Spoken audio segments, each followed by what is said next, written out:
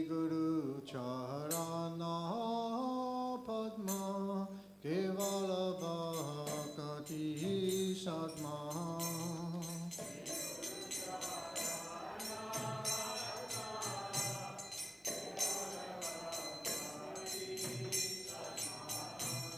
Shri Guru Charana Padma Kevala Bhakati Satma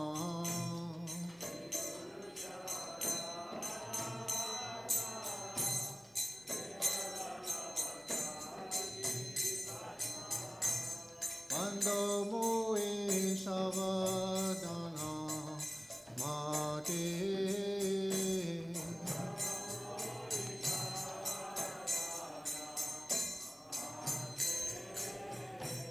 Pando Mui Savadana Mate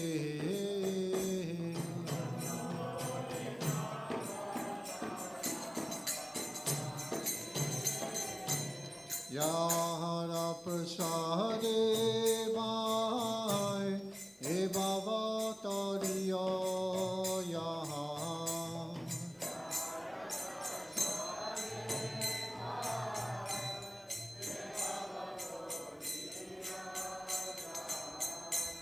Yahara Prasade Bhai E Baba Tariya Yaha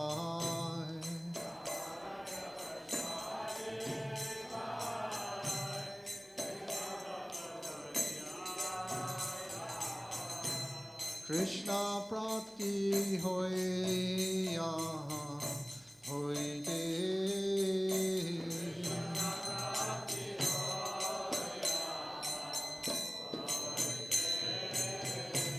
Krishna Prapti Hoy Yaha Hoy De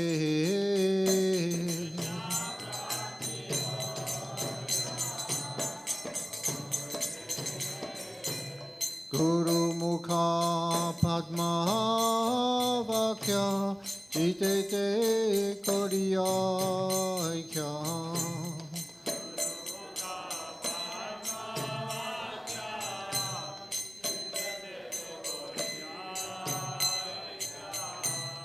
Guru Mukha Padma Vakya Jitete Koriya Kya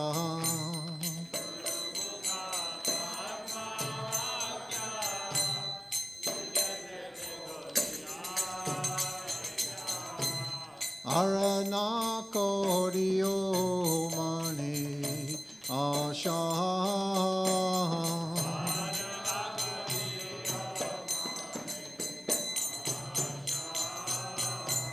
Arana Koriyo Mani Asha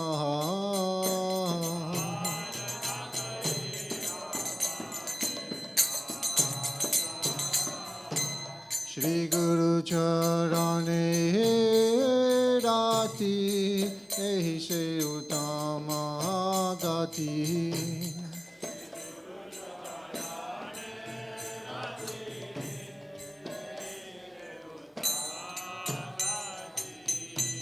Shri Guru Charane Rati Ehi Se Utama Gati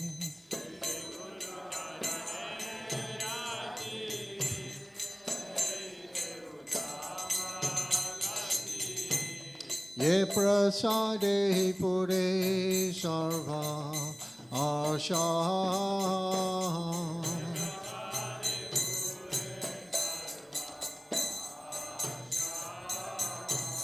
Ye prasade pure sarva asha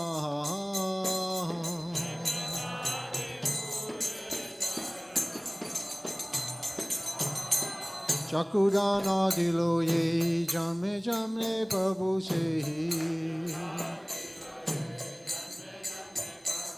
Chakudana dilo ye jame jame Prabhu sehi Divya Gyan Ide Pokasito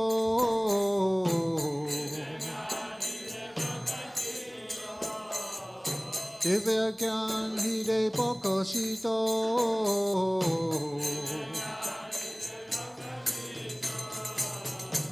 Prema Bhakti Ahoite Avida Vinasayati Prema Bhakti Ahoite Avida Vinasayati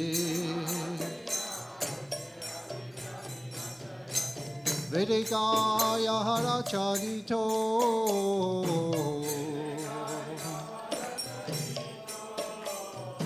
Vedikaya Haracharito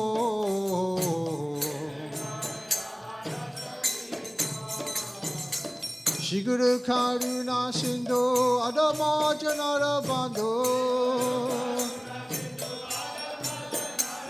Shiguru Karuna Sindhu Adama Janara Bandhu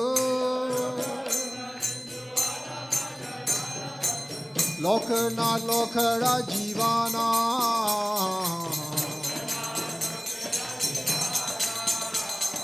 Lokana Lokara Jivana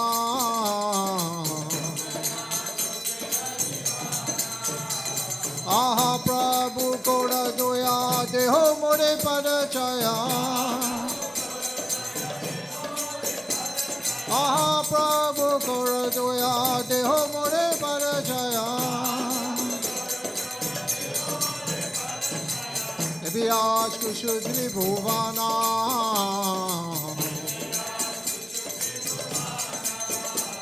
Vyas Kushudri Bhuvana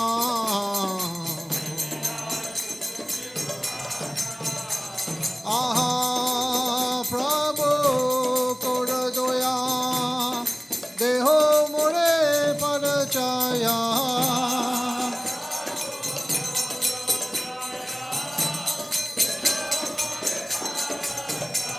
Aha Prabhu Koradoya Deho More Padachaya Vyas Kushudri Bhuvana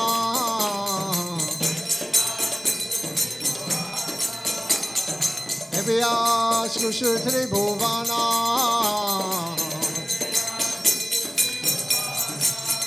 Srila Prabhupada Patita Pavana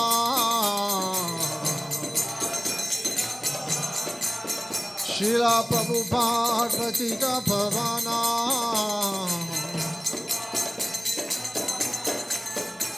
Jayo Prabhupada Prabhupada Prabhupada Jayo Prabhupada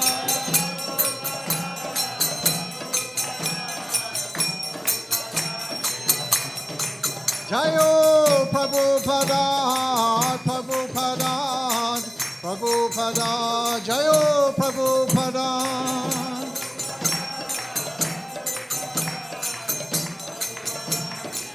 Jayo Jayo Prabhupada Prabhupada Prabhupada Jayo Prabhupada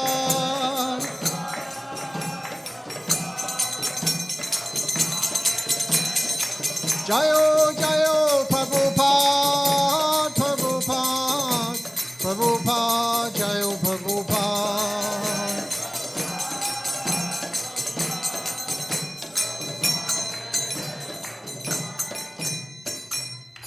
Srila Prabhupada ki Namo Vishnu Padaya Krishna Pastaya Bhutale Srimati Bhaktivedanta Swami Iti Namine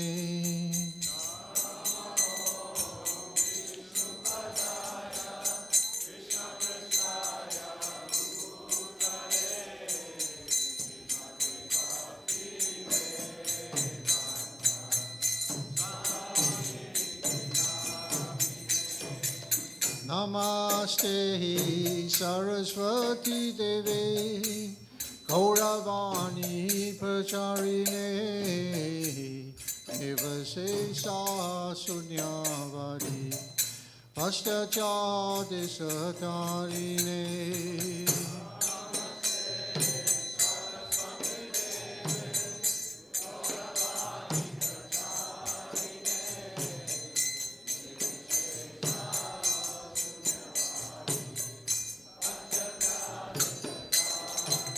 Jayo Shri Krishna Chaitanya Prabhu Nityananda Shri Advaita Gadadha Shivasari Gaura Bhakta Vrinda.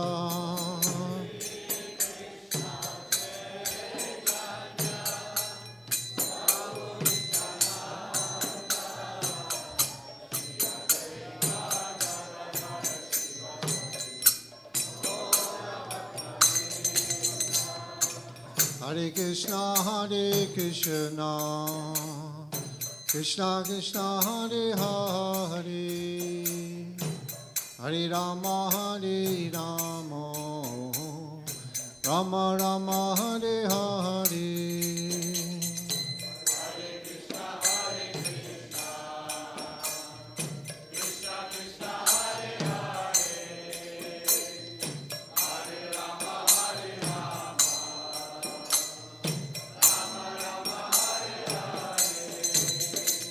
Hare Krishna, Krishna Krishna, Hare Hare, Hare Rama, Rama Rama, Hare Hare.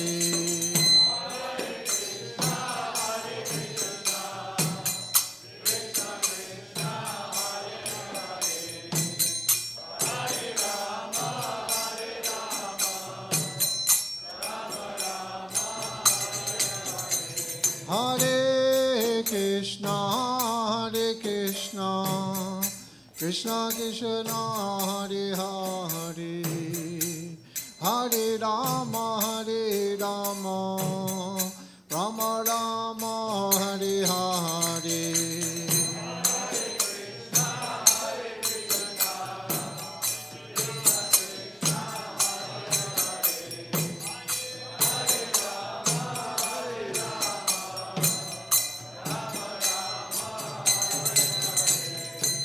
Hare Krishna, Krishna Krishna, Hare Hare, Hare Rama, Rama Rama, Hare Hare.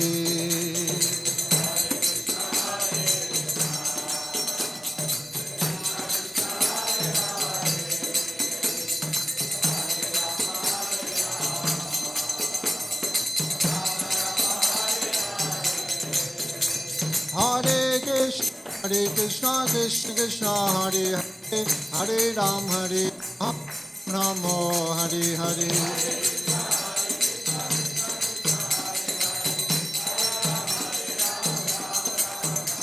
Hare Krishna, Krishna Krishna, Hare Hare, Hare Ram, Ram, Hare Hare.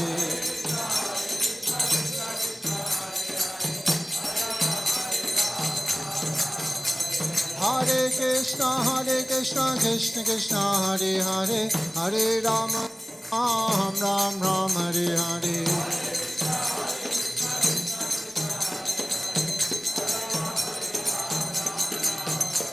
Hare Krishna, Krishna Krishna, Hare Hare, Hare Ram, Ram, Hare Hare.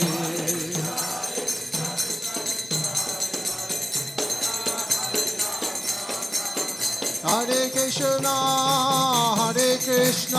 Krishna Krishna, Hare Hare, Hare Rama, Rama, Hare Hare.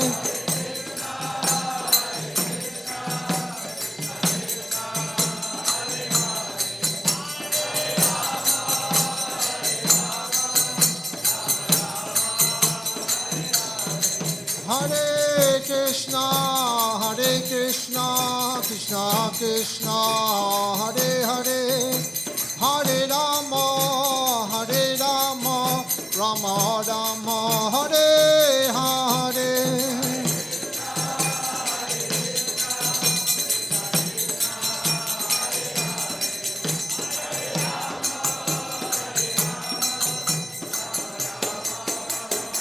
Nitai Gaura Haribo, Haribo, Haribo, Gaura Haribo.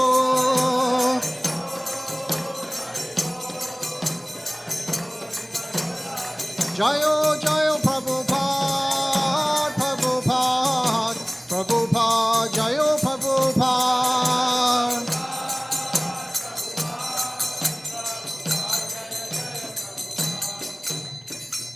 Srila Prabhupada ki jai.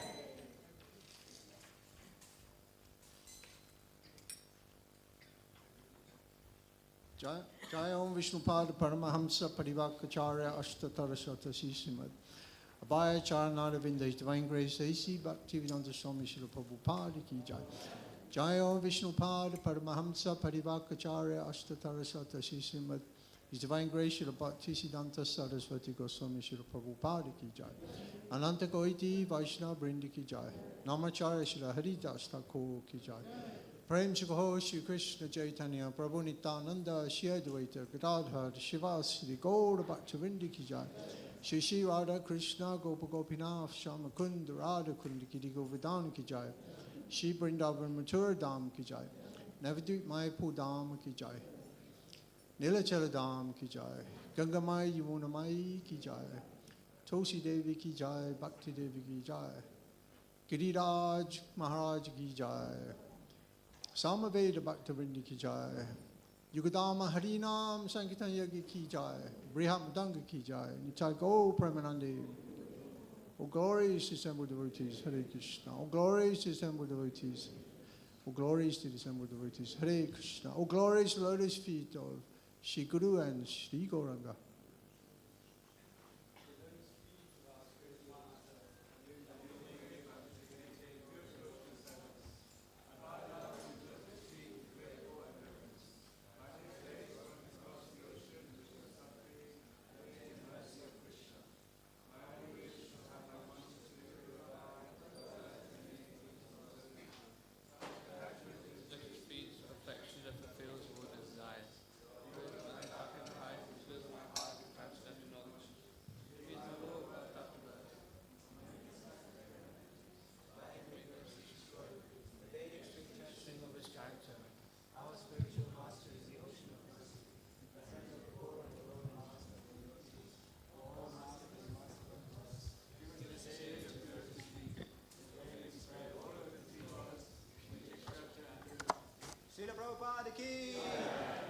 Hare Krishna everybody, so we will now have Damodaras to come, so you can probably stay where you are, turn around, be seated. The men can come this way in a queue and we'll hand out candles, the ladies can come that way in a queue. Also please make sure that only light the candle as in be on this area so we're not messing up the floor. Thank you. Hare Krishna.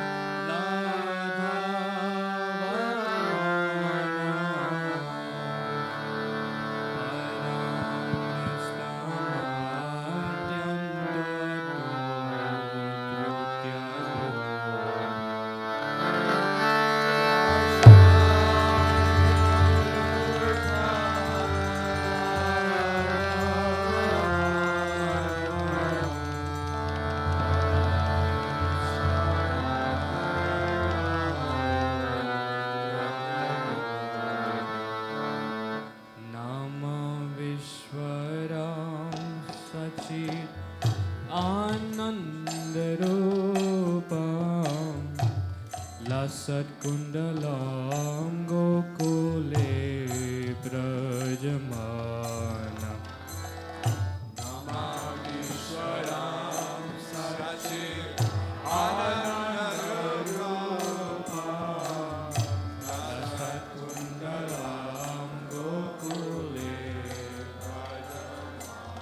Yashodabioloka ladhavamanam paramrisamādyantato drutagopya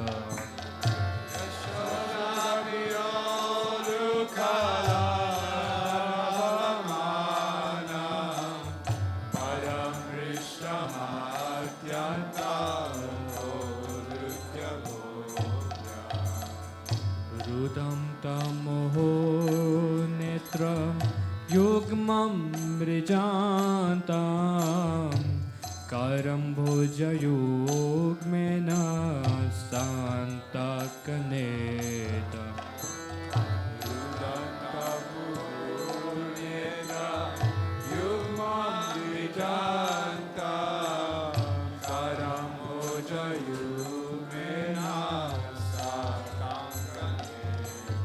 Moho swashka patri rekhan kakhanta stita grevam damodaram bhaktivada Moho swashka patri rekhan kakhanta stita grevam damodaram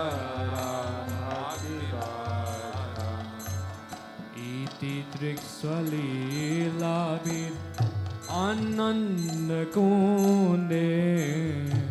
Swagoshamni manjantam akhyapayantam Iti Triksvalilabhir Annakuta Swagoshamni manjantam Adiye sitagnesho bhakti jitatvam Puna prematastam sataveti vande Adiye sitagnesho bhakti jitatvam Puna prematastam sataveti vande Varam deva moksham na moksham bhaveva nachayam vrineham vareshadapiha Varam deva moksham na moksham bhaveva nachayam vrineham vareshadapiha Idam tirvapurnata gopala balam Sadha me manasya virastam kimandya Idam tirvapurnata gopala balam Sadha me manasya virastam kimandya Idam te makham bojam atyantalile Vrintam kuntale snidharaktasya gopya Idam te makham bojam atyantalile Vrintam kuntale snidharaktasya gopya Kumitam bhimba rakthadharame manasya virastam alam lakshalabhe Kumitam bhimba rakthadharame manasya virastam alam lakshalabhe Namo Devadamodhar Ananta Vishnu Prasida Prabhuduka Jalabhimagnam Namo Devadamodhar Ananta Vishnu Prasida Prabhu Dukha Jalabhimagna Kripa Drishti Vrishyati Dinan Batano Krihane Shema Magame Dakshidrishtya Kripa Drishti Vrishyati Dinan Batano Krihane Shema Magame Dakshidrishtya Kuveratmajo Bada Mrutvevayadvar Tvayamuchito Bhakti Pajokritoicha Kuveratmajo Bada Mrutvevayadvar Tvayamuchito Bhakti Pajokritoicha Tata Prema Bhaktim Swakame Prayancha Namokshe Groho Mesti Damodare Tata Prema Bhaktim Swakame Prayancha Namokshe Groho Mesti Damodare Namaste Studhane Spuradiptidane Tvadiyudarayata Vishvashadamne Namaste Studhane Spuradiptidane Tvadiyudarayata Vishvashadamne Radhikaya Diya Priyaya Namo Nantalilaya Devaya Tubhya Namo Radhikaya Diya Priyaya Namo Nantalilaya Devaya Tubhya Namo Radhikaya Diya Priyaya Namo Nantalilaya Devaya Tubhya Namo Radhikaya Diya Priyaya Namo Nantalilaya Devaya Tubhya Namo Radhikaya Diya Priyaya Namo Nantalilaya Devaya Tubhya Namo Radhikaya Diya Priyaya Namo Nantalilaya Devaya Tubhya Namo Radhikaya Diya Priyaya Namo Nantalilaya Devaya Tubhya Namo Radhikaya Diya Priyaya Namo Nantalilaya Devaya Tubhya Namo Radhikaya Diya Priyaya Namo Nantalilaya Devaya Tubhya Namo Radhikaya Diya Priyaya Namo Nantalilaya Devaya Tubhya Namo Radhikaya Diya Priyaya Namo Nantalilaya Devaya Tubhya Namo Radhikaya Diya Priyaya Namo Nantalilaya Devaya Tubhya Namo Radhikaya Diya Priyaya Namo Nantalilaya Devaya Tubhya Namo Radhikaya Diya Priyaya Namo Nantalilaya Devaya Tubhya Namo Radhikaya Diya Priyaya Namo Nantalilaya Devaya Tubhya Namo Radhikaya Diya Priyaya Namo Nantalilaya Devaya Tubhya Namo Radhikaya Diya Priyaya Namo Nantalilaya Devaya Tubhya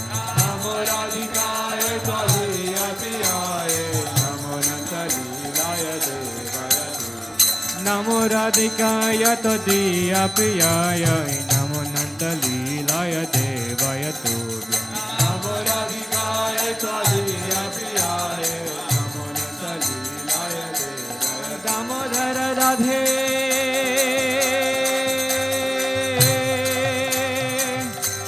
Damodara Radhe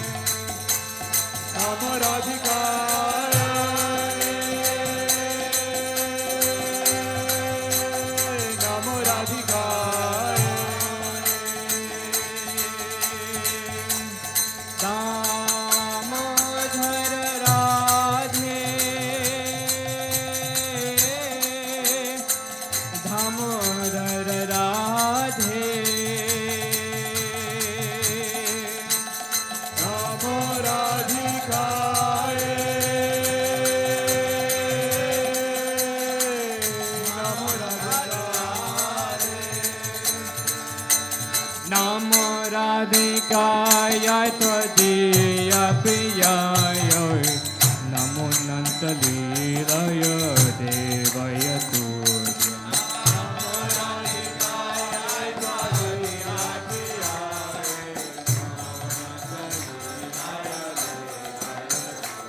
Namo Radhikaya Tvadiya Priyaya Namo Nanda Leelaya Devaya Tubhyam Namo Radhikaya Tvadiya Priyaya Namo Nanda Leelaya Devaya Tubhyam Namo Radhikaya Tvadiya Priyaya Namo Nanda Leelaya Devaya Tubhyam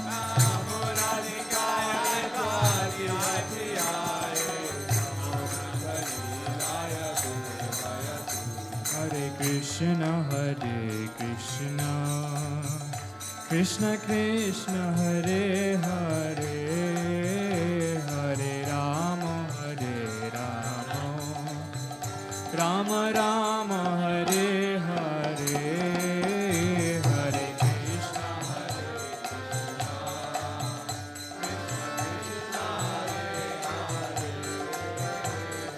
Rama Hare Rama Rama Rama Hare Hare Hare Krishna Krishna Krishna Hare Hare Hare Rama Rama Rama Hare Hare Hare Krishna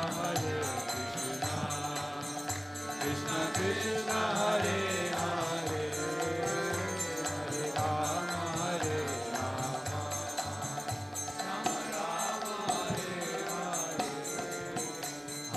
Krishna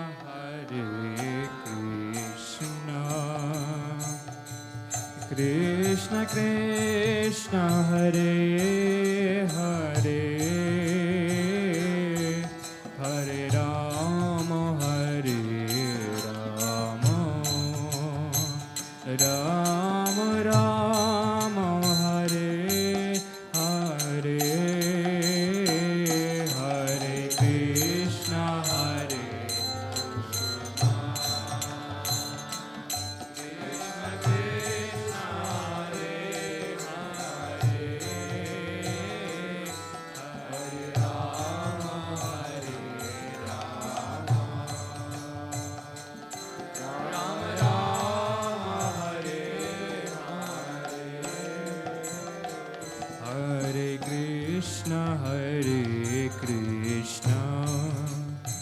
Krishna Krishna Hare Hare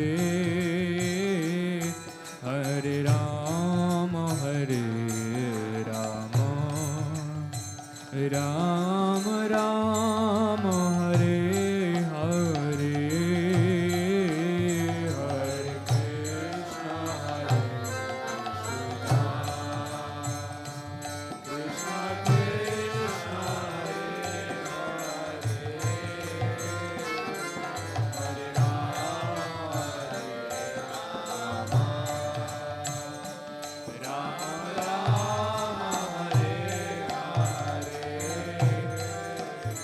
Hare Krishna Hare Krishna Krishna Krishna Krishna Hare Hare Hare Rama Hare Rama Rama Rama Hare Hare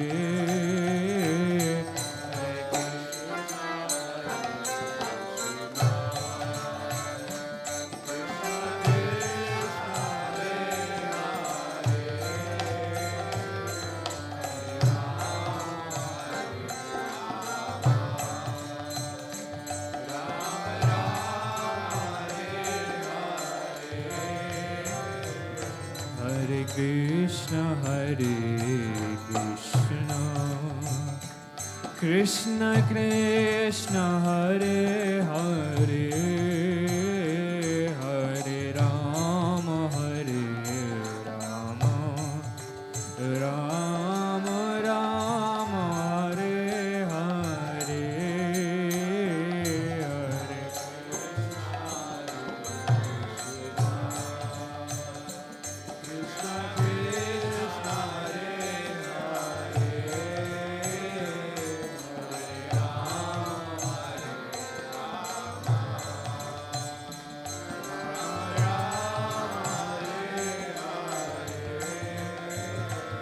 Hare Krishna, Hare Krishna,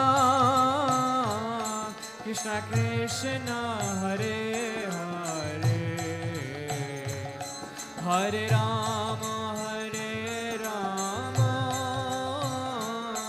Rama Rama, Hare Hare,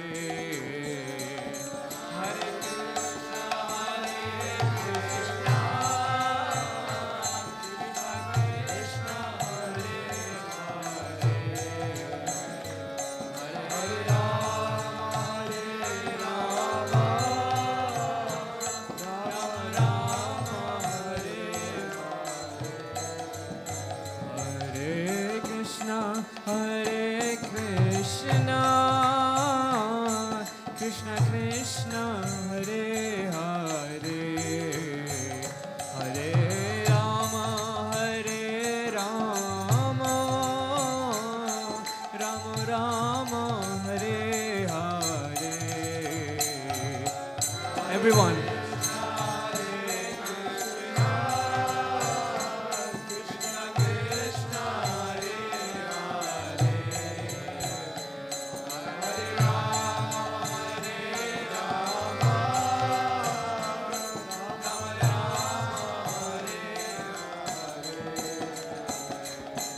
Hare Krishna, Hare Krishna, Krishna Krishna, Hare Hare, Hare Rama, Hare Rama, Rama Rama, Hare Hare, Hare Krishna, Hare Krishna, Krishna Krishna, Hare Hare, Hare Rama, Hare Rama, Rama Rama, Hare Hare. Jai Nanda Yashoda Gopal, Girivaradhari Gopal, Nanda Yashoda Gopal, Girivaradhari Gopal, Jaya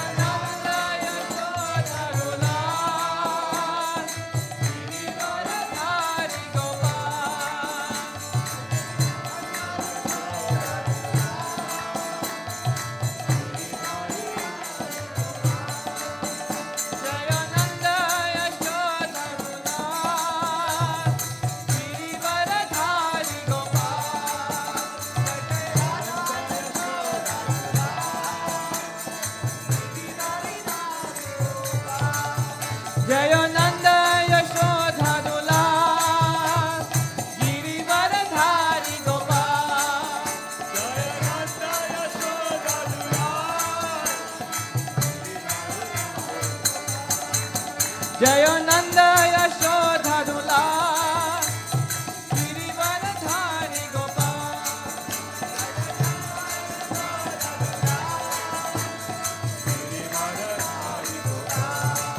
Jayo Radha Damodara Radha Damodara Radha Damodara Shri Radhe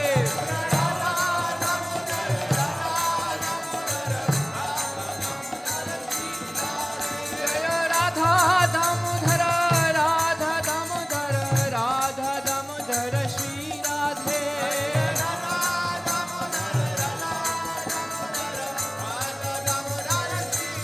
Prabhupada Prabhupada Prabhupada Jaya Prabhupada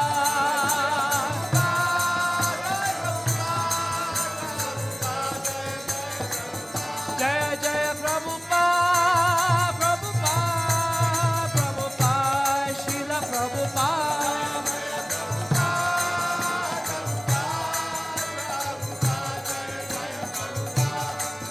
Jaya Radha Gokula Nanda Radha Gokula Nanda Radha Gokula Nanda Shri Radhe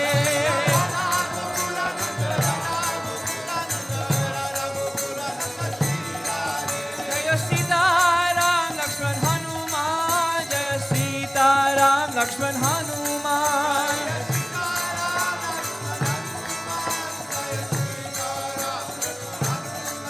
Jaya Gauranitai Gauranitai Gauranitai Jaya Gauranitai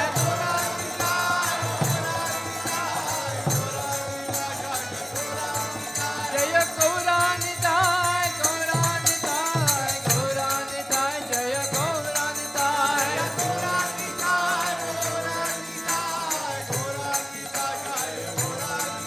Prabhupada Prabhupada Prabhupada Srila Prabhupada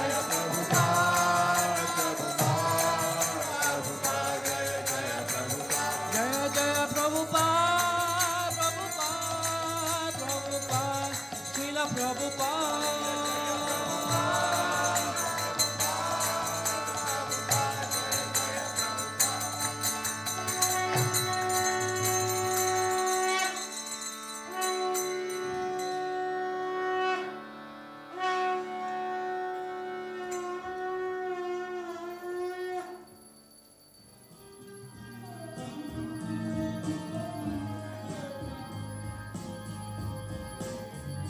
Govardhan, Hari Purusham, Namaham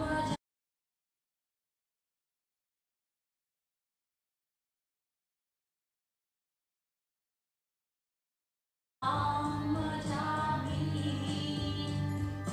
Govardhan, Hari Purusham, Namaham Bhajami. Elongan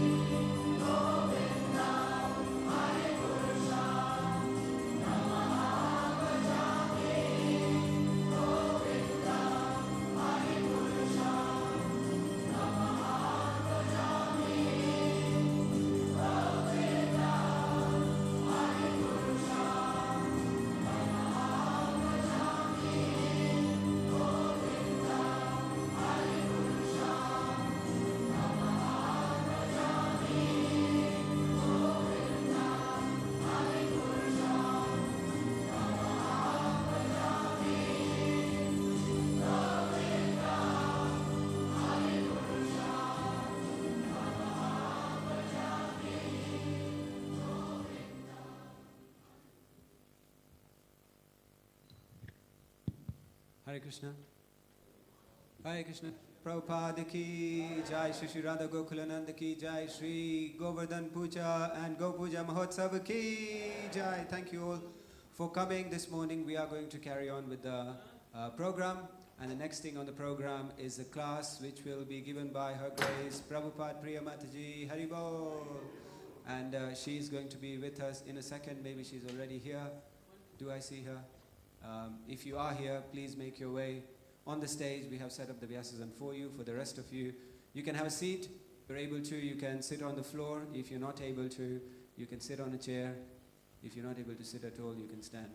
And so we will have class till 8:45, and 8:45 we will have Govardhan Puja, followed by Go Puja after that at 9:50. Hare Krishna. Thank you so much.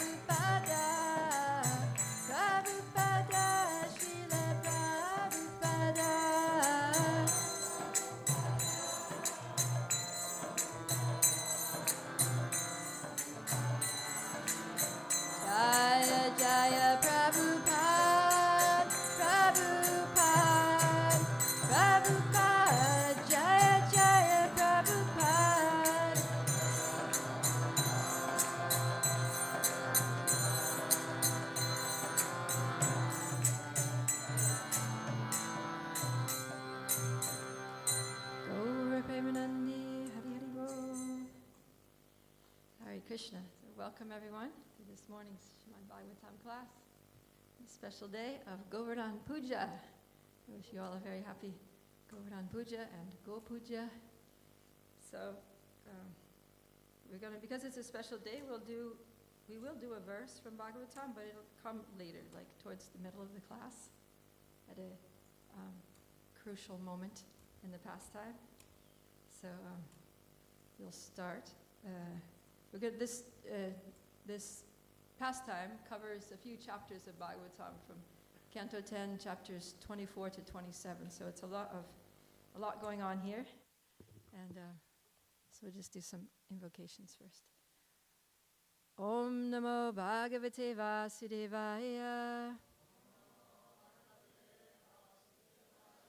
Om Namo Bhagavate Vasudevaya. Om Namo Bhagavate Vasudevaya. Narayanam Namaskritya Naram Chaiva Narottamam Devim Saraswatim Vyasam Tato Jayamudirayat Nashta Prayeshu Abhadreshu Nityam Bhagavata Sevaya Bhagavati Uttama Shloke Bhaktir Bhavati Naishtiki Om Jnanatimirandasya Gyananjana Shalakaya Chakshurum Militandena Tasmai Shri Gurave Namaha Shri Chaitanya Manovishtam Stapitam Yena Bhutale Swayam Rupa Kadamayam Dadati Swapadantikam Namo Om Vishnu Padaya Krishna Prastaya Bhutale Srimate Bhaktivedanta Swaminiti Namane Namaste Saraswati Deve Gauravani Pracharane Nirvishesha Shunyavadi Paschachare Shatarane Jai Shri Krishna Chaitanya Prabhu Nityananda Shri Advaita Gadadhara Srivasadi Gaura Bhaktavrinda Hare Krishna Krishna Krishna Hare Hare Hare Rama Rama Rama Hare Hare. Jai. So this pastime of Govardhan Puja takes place right after the pastime of the Brahmins who are performing sacrifices. And it also takes place during the month of Kartik, in which we have Damodar Leela. So I was meditating on these different pastimes that are all kind of taking place right around the same time. And I realized that there's a central theme that runs through all three of them. And that is the pitfall of pride. How pride, false prestige, false ego becomes a major stumbling block for sincere devotees on the Bhakti Marg. And we also see in contrast to that the glories of devotional service, the glories of spontaneous love as opposed to mechanical Vedic rituals. So for starters, the Brahmins, when they're performing sacrifices, they're proud of their position, their caste as erudite Brahmins, and they're also proud of their knowledge of Vedic rituals. They're so proud that when Krishna's friends come asking for food for Krishna and Balaram, they don't even give them the time of day. They don't even give them attention. They don't talk to them at all. And the boys go away disappointed. Whereas on the other hand, the wives of the Brahmins, when the boys went back and asked the Brahmins' wives for food, they immediately were just like, yeah, we're going to bring it all to Krishna and Balaram. This is the reason for our existence, to serve Krishna and Balaram. And, just out of spontaneous love, the force of their love enabled them to, push through the gates, push through all the social barriers, even, reject the instructions of their husbands to stay home and be peaceful. And they just went out. And that their devotion, just by witnessing the spontaneous devotion of their wives for Krishna, that changed the hearts of the Brahmins. Then in Damodar Leela, we have the sons of Kuvera, Manigriva and Nala Kuvara, who are very proud of their wealth. And they think that because they have money, they can do whatever they want, and they can get away with it. But then they disrespected Narada Muni, and they were cursed by him to become trees in the courtyard of Nanda Maharaj. So that was a great blessing, because then they were able to witness the loving exchanges between Krishna and Mother Yashoda. And they got to stand there and watch Krishna being bound up around the belly by a rope. And they saw so many other pastimes that took place there. Nanda Maharaj having loving exchanges with Krishna, Krishna playing with his little friends there in the courtyard, the elderly cowherd women coming over and singing kirtan and bhajans and clapping their hands and telling Krishna, if you dance for us, we'll give you half a sweet ball. So they got to see all of these sweet, beautiful, loving exchanges between Krishna and his very simple, unassuming friends and family members among the cowherd community of Braj. And by seeing that, by seeing what spontaneous love looks like, their hearts also changed. And they also developed prema bhakti, just by seeing the Brajavasis. And then the third example here comes up in Damodar Leela, where we have Lord Indra. So Indra is proud of his power, he's proud of his position, he's the big king of heaven, and he's attached to being worshipped by this ritualistic sacrifice, again, another ritual that the Brajavasis are doing. And that sacrifice that they're doing was just feeding his pride. So then Krishna, he's like, this guy's proud enough. We don't need to feed his pride anymore. It's time for this pride to come to an end. And so Indra was able to see how the Brajavasis did whatever Krishna asked.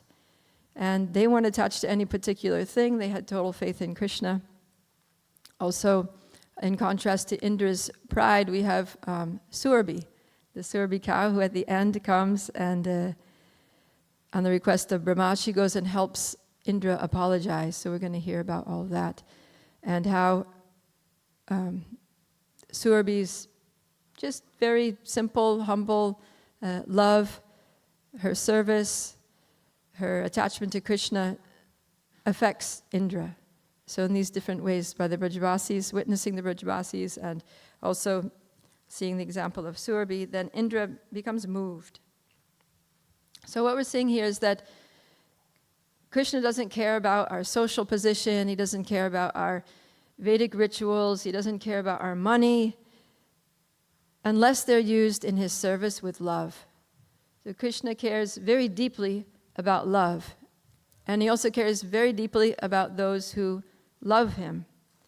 And he does everything he can to help the rest of us who don't already have love for him, or whose love is covered for him, for that love to manifest. And this is why he enacts the whole Govardhan Leela, is to free Indra from his pride and to help Indra awaken his love. And by hearing it, we also become purified of our pride and other anarthas that we have, so that our love can also awaken. So Govardhan Leela begins with the cowherd men preparing to do a ritual sacrifice to please Indra. Of course, it's not really to please Indra, because everything that the Brajavasis do is just to please Krishna. So they're thinking that we need to worship Indra because we need rain, because the rain makes the grass grow, and the cows eat the grass, and then the cows give milk, and then we give that milk and butter and yogurt and paneer and burfis and ghee and everything to Krishna. So ultimately it's for Krishna's satisfaction that they're worshiping Indra. So from their side there's no fault. But Krishna is not satisfied, and so he's going to be a little instigator. He's going to start some trouble. And the reason for this is that a couple of reasons. One is that Krishna can't bear to see the Brajavasis, who are his totally pure, eternal associates, Nitya Siddhas, more dear to him than his own life, worshipping this demigod who's inferior to them and who's also pretty puffed up at the moment. He can't stand to see his father supplicating himself to this puffed up demigod, and so he wants to put an end to it. And then the other thing he can't bear to see is his devotee Indra just stagnating in his spiritual life because of this huge obstacle of pride that he has in his heart. So he wants to remove that. So little Krishna goes up to Nanda Maharaj and he starts asking him some questions, right? Like, Father, what is the meaning of this sacrifice that we're performing? Is it just some ritual, or is there some purpose behind it?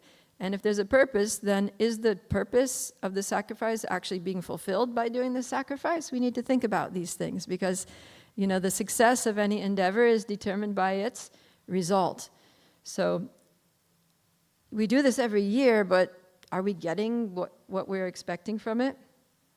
And so Krishna's very sweetly and very respectfully, he's challenging his father. He's asking these questions. And so Nanda Maharaj, who is described by Kavi Karnapur in the Ananda Vrindavan Champu, which I'll refer to quite a bit throughout this description, he says that Nanda Maharaj is an abode of kindness, simplicity, and joy. Just imagine those three qualities in a mature, adult, male father. He's an abode of kindness, simplicity, and joy. Very sweet personality. So he turns to Krishna, and he stops what he's doing, and he has so much love for Krishna that he bends down, picks up Krishna, sits down, puts Krishna on his lap, and then he looks very lovingly at his son, and he smiles, and he says, "My dear son, please try to understand. We are cowherd people, and the cows need to eat grass. Grass needs rain, and rain comes from Indra. So every year we perform this sacrifice to please Indra, so he'll supply rain. And the desired results of sacrifice are three. They're called Tri Varga Phala. And these Tri Vargas are Dharma, Artha, and Kama. So we perform our religious duties. We do this yajna so that we can get all the material things that we need in our life so that we can be prosperous and happy. And he's explaining like this very, very sweetly to Krishna. And Krishna is smiling at him. But although Nanda Maharaj is speaking sweetly, Krishna is finding his words very bitter. So not only is he not happy that his father is worshipping a demigod, but he doesn't like that he's doing it for the purpose of Dharma, Artha, and Kama. Because this is the very kind of Dharma that Krishna rejects, that he says that we should abandon. When he says, Sarva Dharman Parityajya, Mam Ekam Sharanam Vraja. He says, abandon all varieties of religion. He's specifically talking about this kind of religion, the cheating religion, right? Dharma projita kaitavo. The cheating religion, that second verse of Bhagavatam says that we should completely reject, that the Bhagavatam just kicks out totally. And so this is Bhagavatam, and Krishna is kicking out cheating religion. So, yeah. And Krishna is actually quite disgusted.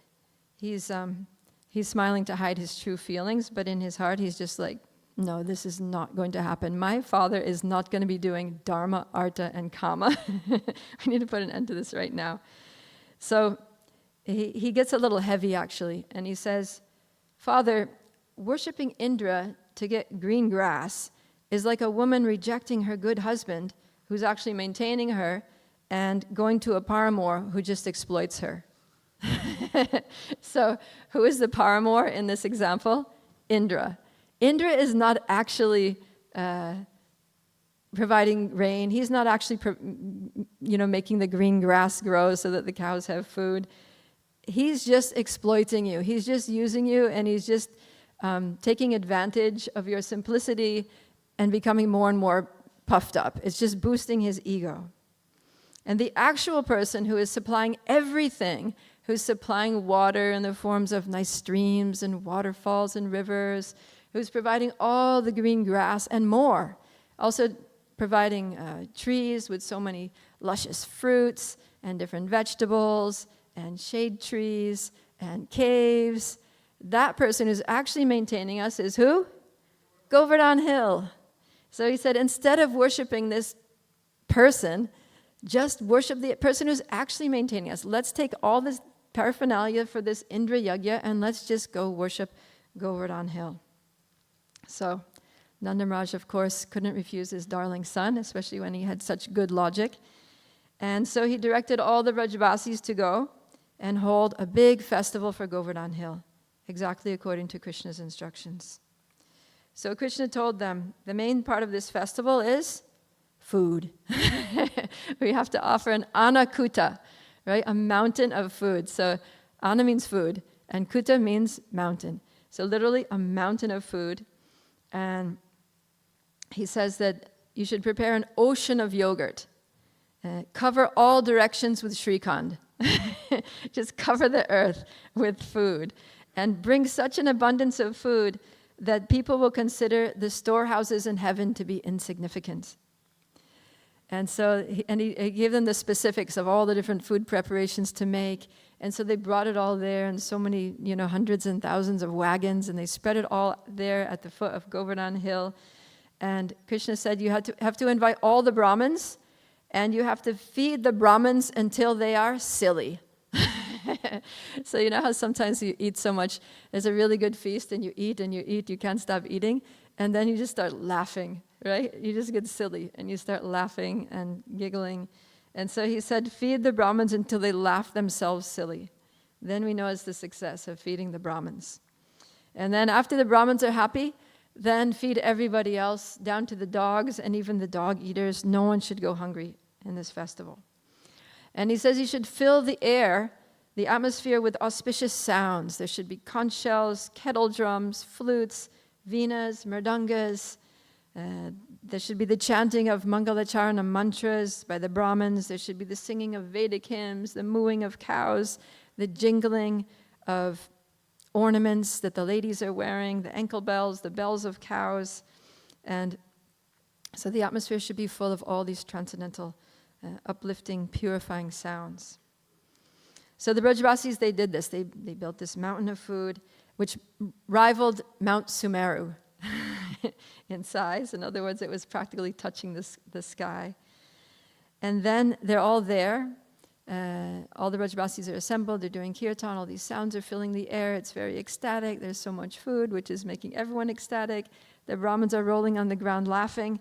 And then Krishna, just to instill faith in the Brajavasis, because the Brajavasis took a great risk. Because they're thinking we have to worship Lord Indra, otherwise we won't get rain. And our livelihood depends on this. After all, we're cowherd people. We depend on this because not only do we, not only is the milk for Krishna, but all the excess milk, we go to the marketplace and we sell the butter and ghee and all these things, and that's how we get other things that we need that we aren't producing. So everything is at stake here with this yajna. So Krishna wants to reassure them that no, there's not going to be any problems. Everything's going to be all right. And so one reason is to instill faith in the Brajavasis, and the other reason is to make Indra angry.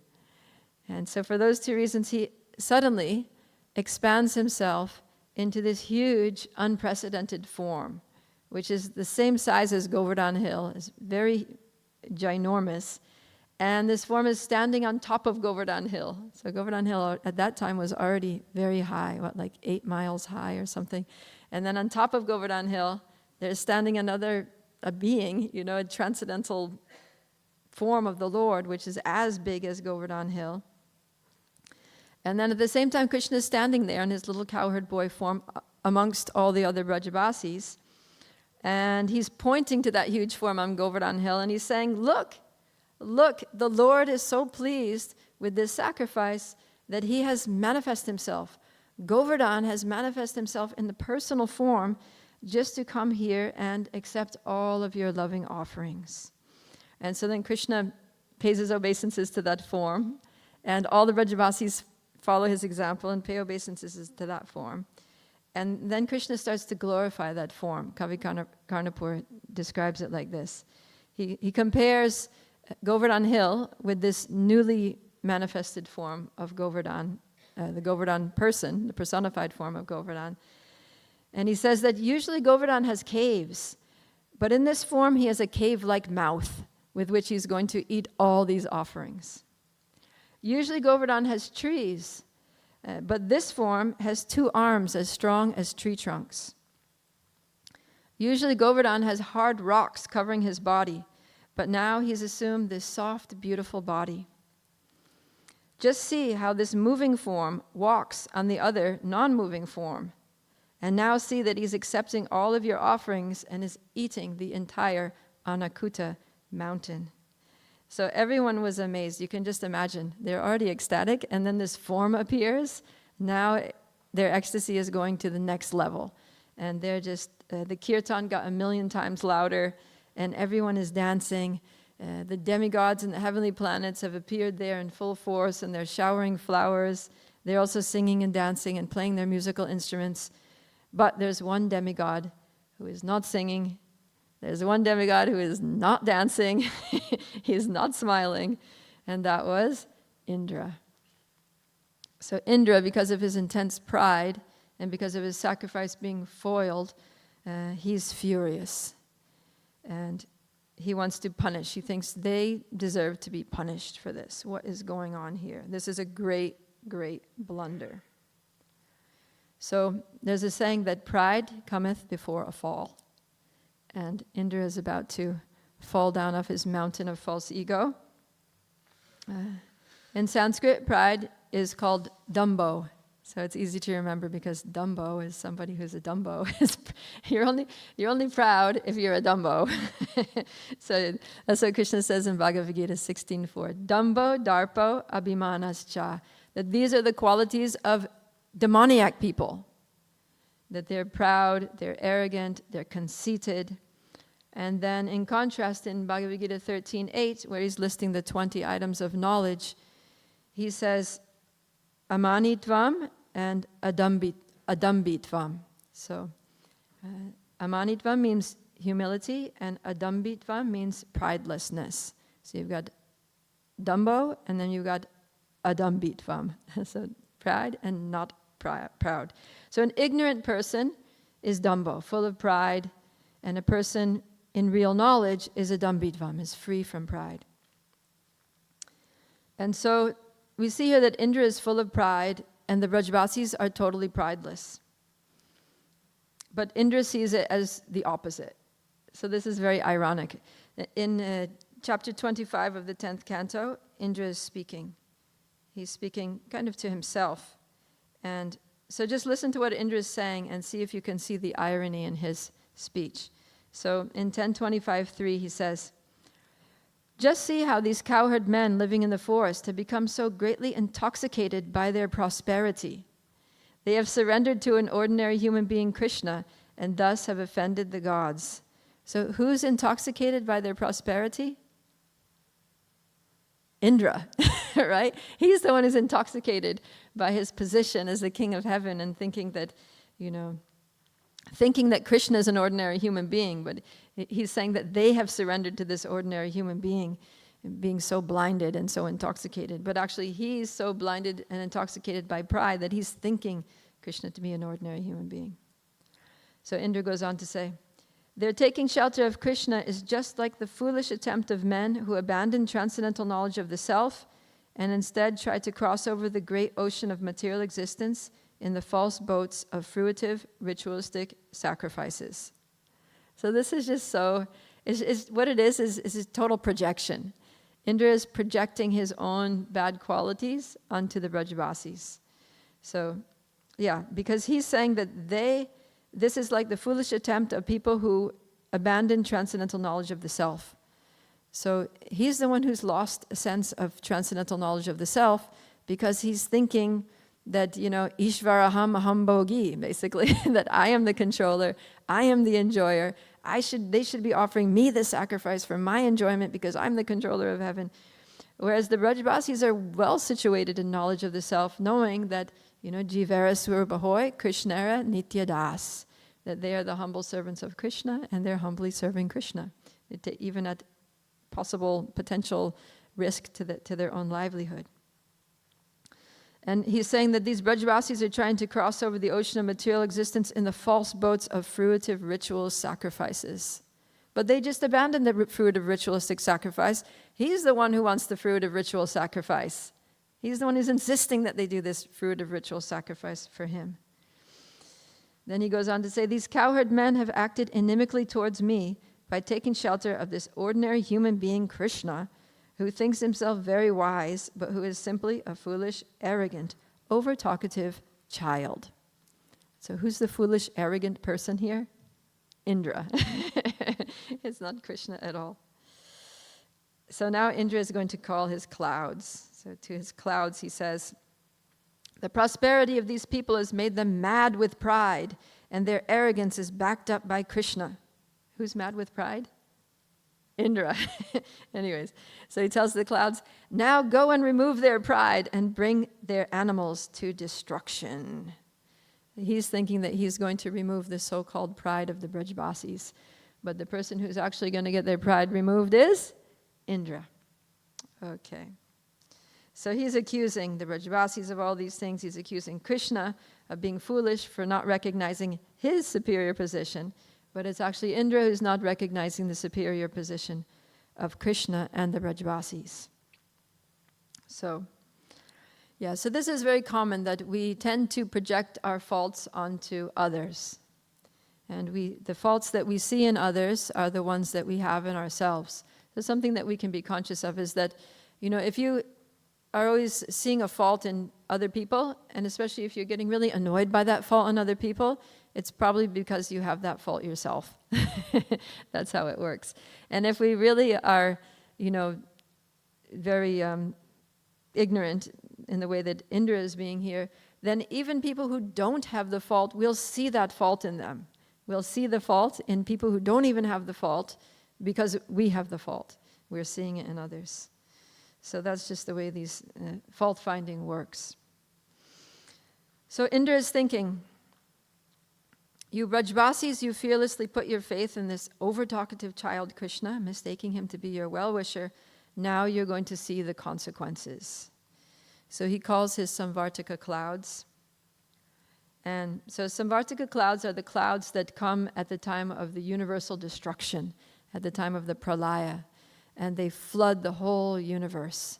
And they basically kill everyone, destroy everything, and bring the universe to its end, at the end of the millennium.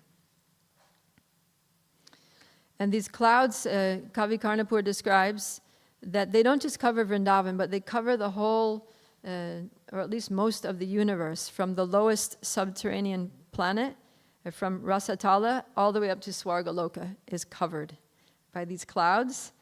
And they create a situation which he calls Anda Tamishram, which means blinding darkness, right? Anda means blind, like Prahlad talks about the Anda Kupam, the blind well of materialistic householder life.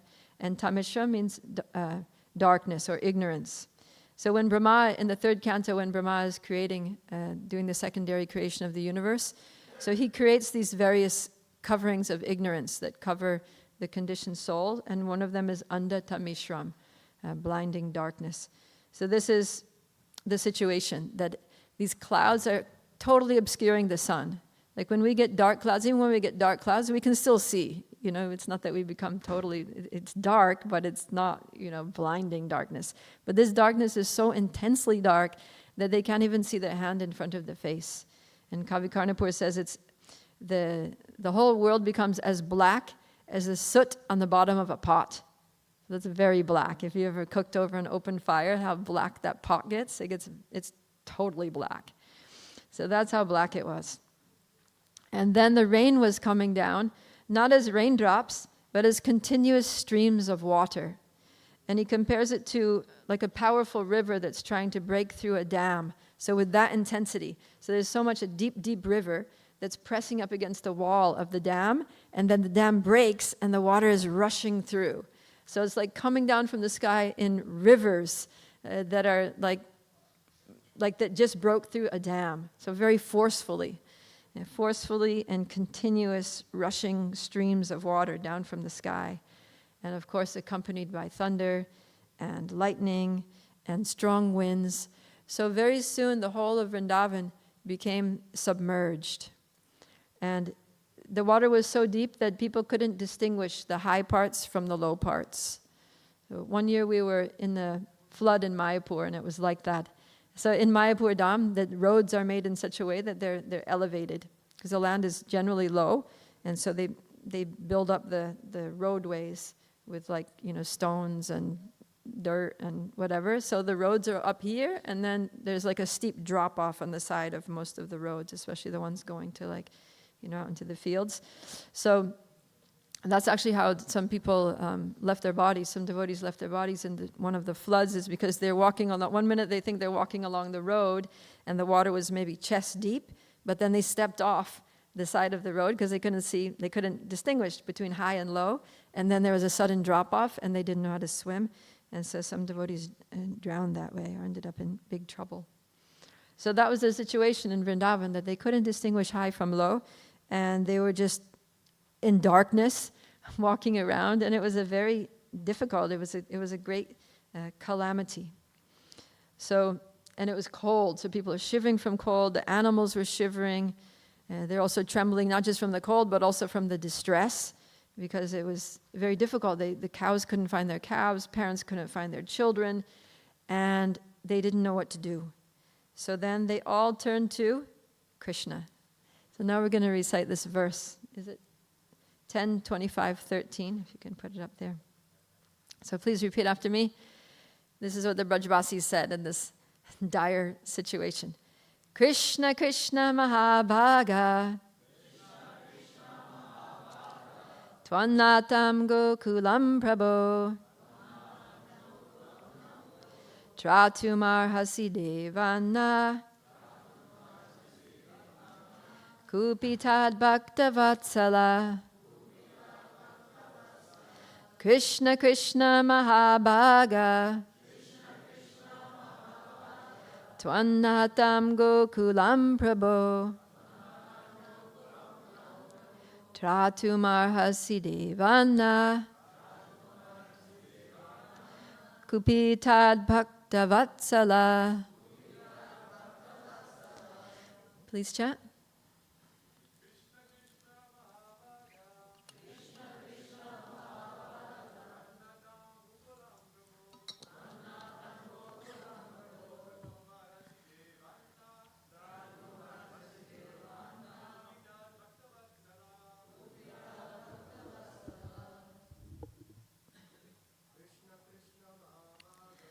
Krishna Krishna Mahabhaga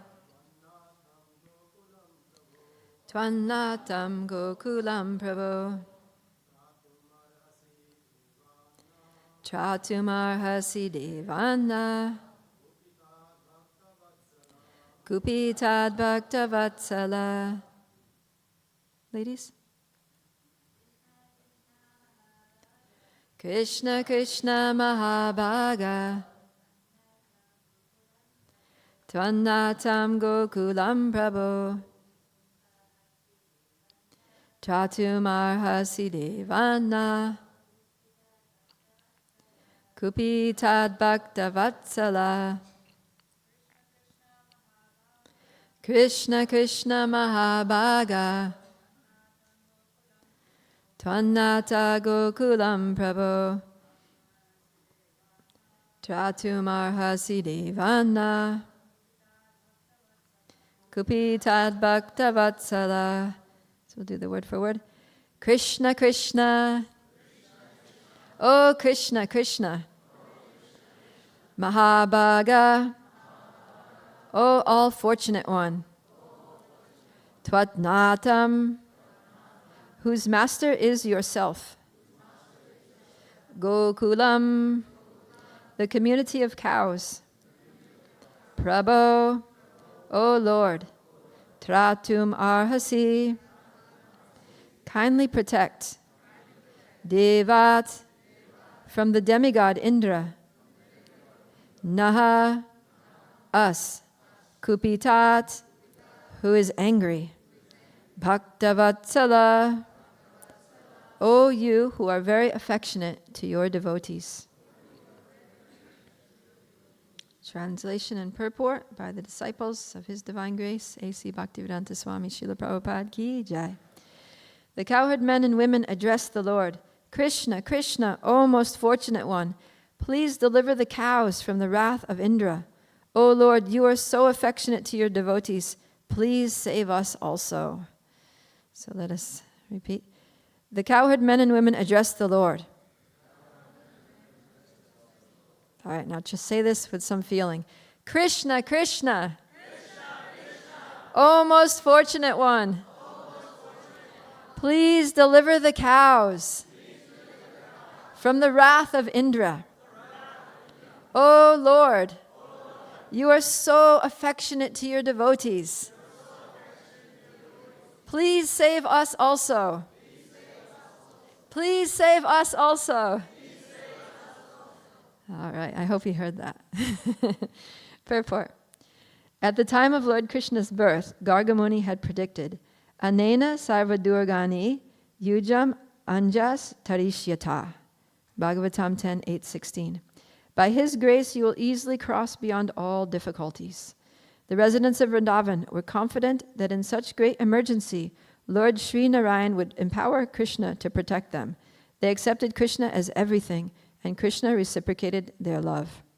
So the Brajbasis, they were unaware that Krishna was actually the Supreme Personality of Godhead, the origin of Narayan, and they're thinking that actually Narayan is the Supreme Lord. So they're thinking that Narayan is going to empower Krishna to protect them.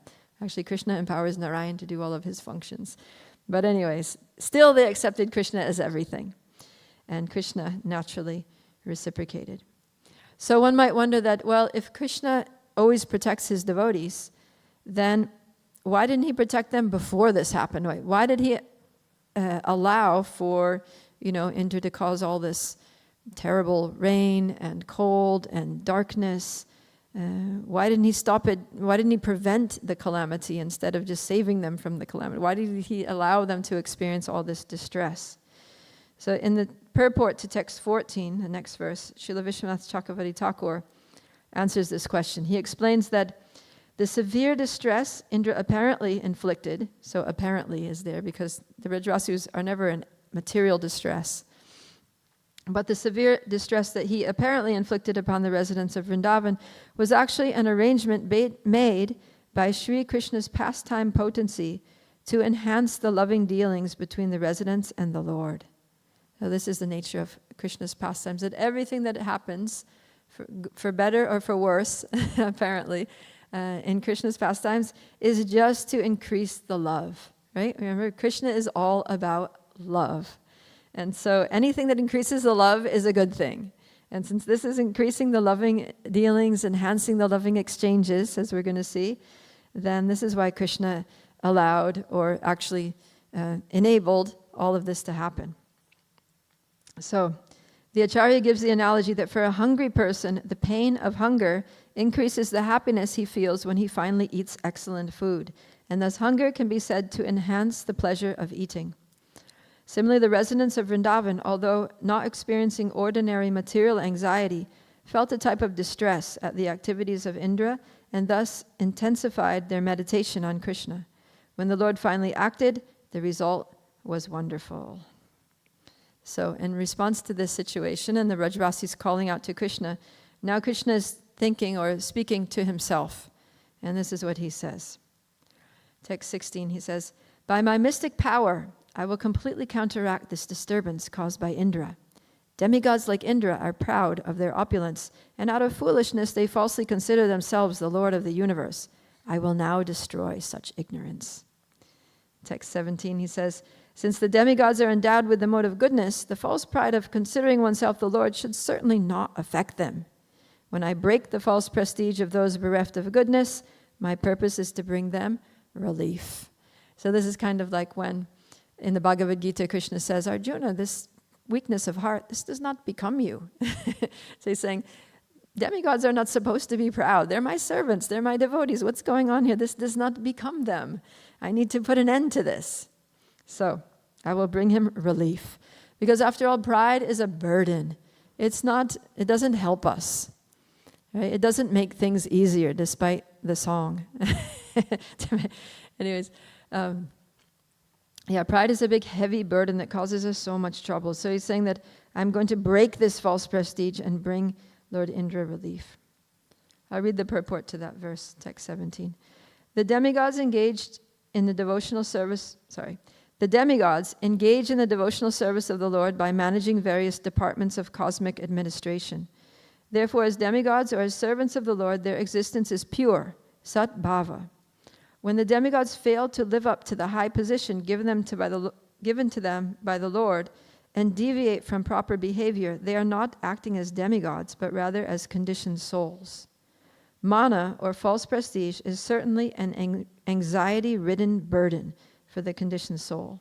A falsely proud person is not truly peaceful or satisfied because his understanding of himself is false and inflated. When a servant of the Lord becomes asat, or irreligious, the Lord saves him from impiety by breaking the false prestige that has led him to be offensive or sinful.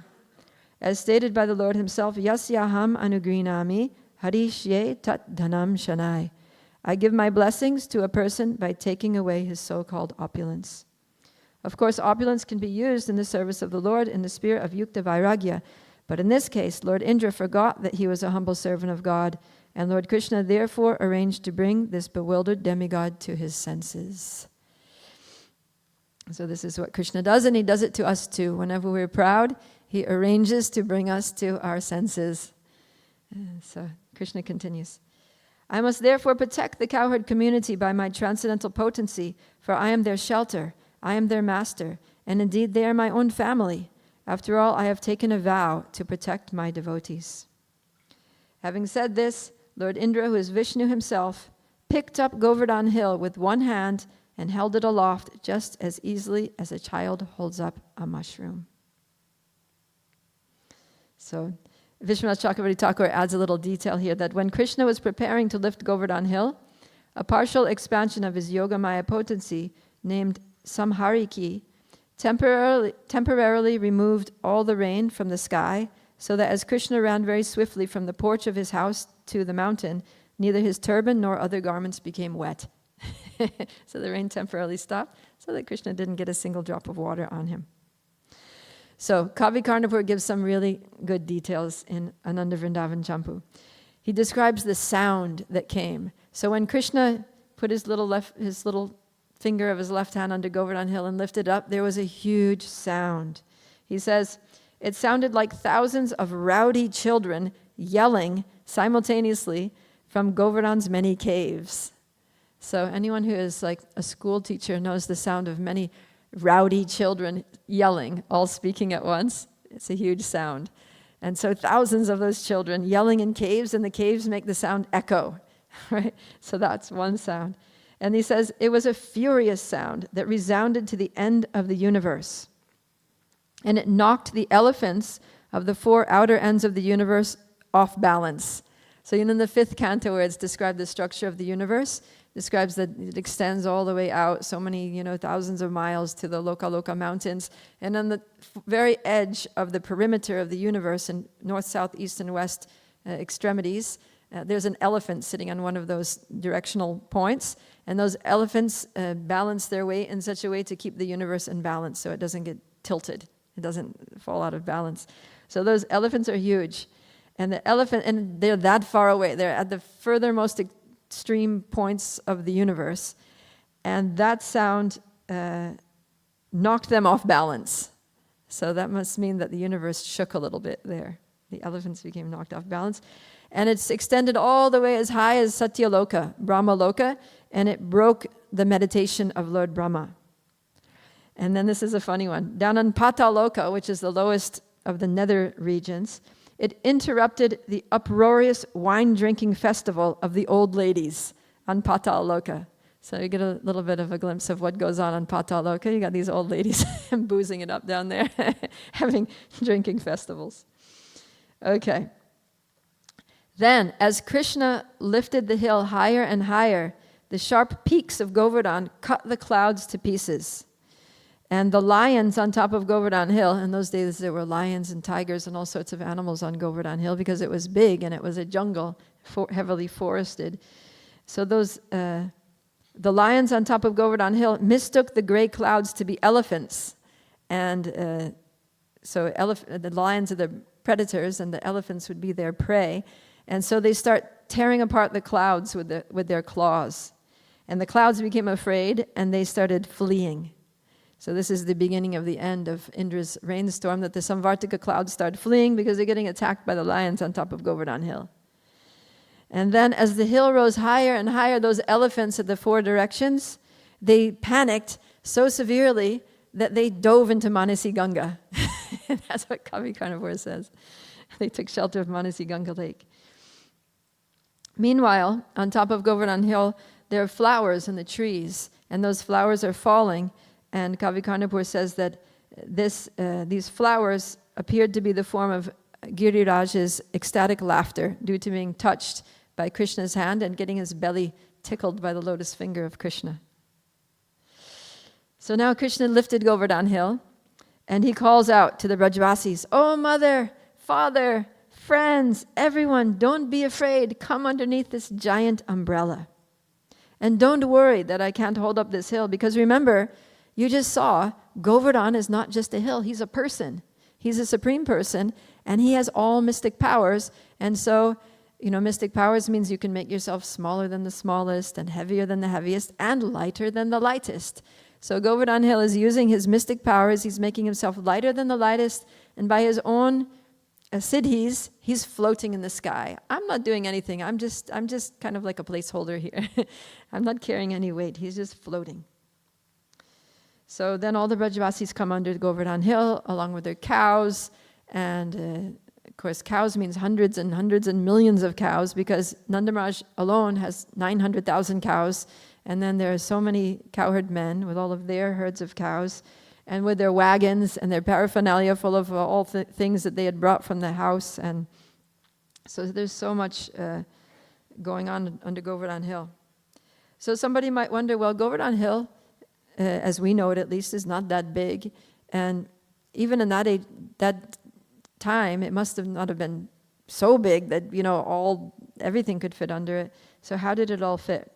So Vishwanath Chakravarti Thakur in the purport to text 20, he says, because Govardhan Hill was in ecstasy, being touched by the hand of the Supreme Personality of Godhead, it acquired inconceivable power and expanded itself to give shelter not just to the Brajvasis, but to all the three worlds, right? Because the darkness and the rain it was falling from Swarga Loka all the way down to Patal Loka.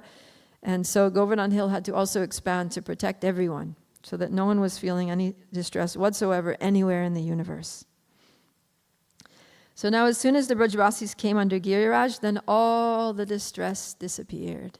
Everything became peaceful.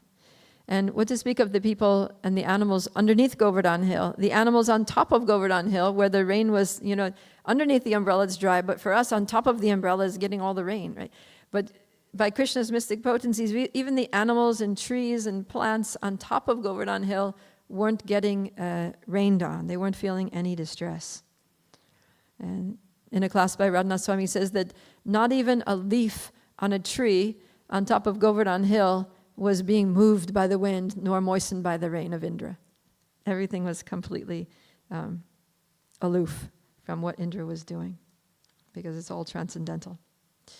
So, and it says that Giriraj felt the hundreds of deadly thunderbolts on his back to be like offering soft, fragrant flowers.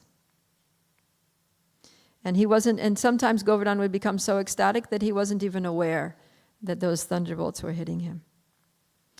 So now everyone was just underneath Govardhan Hill, just lovingly gazing at Krishna, who is the object of our meditation, who is the desired object of vision of all souls. And the Brajvasis, out of all souls, realize this fully. And so now they all have the opportunity to just look at Krishna to their heart's content.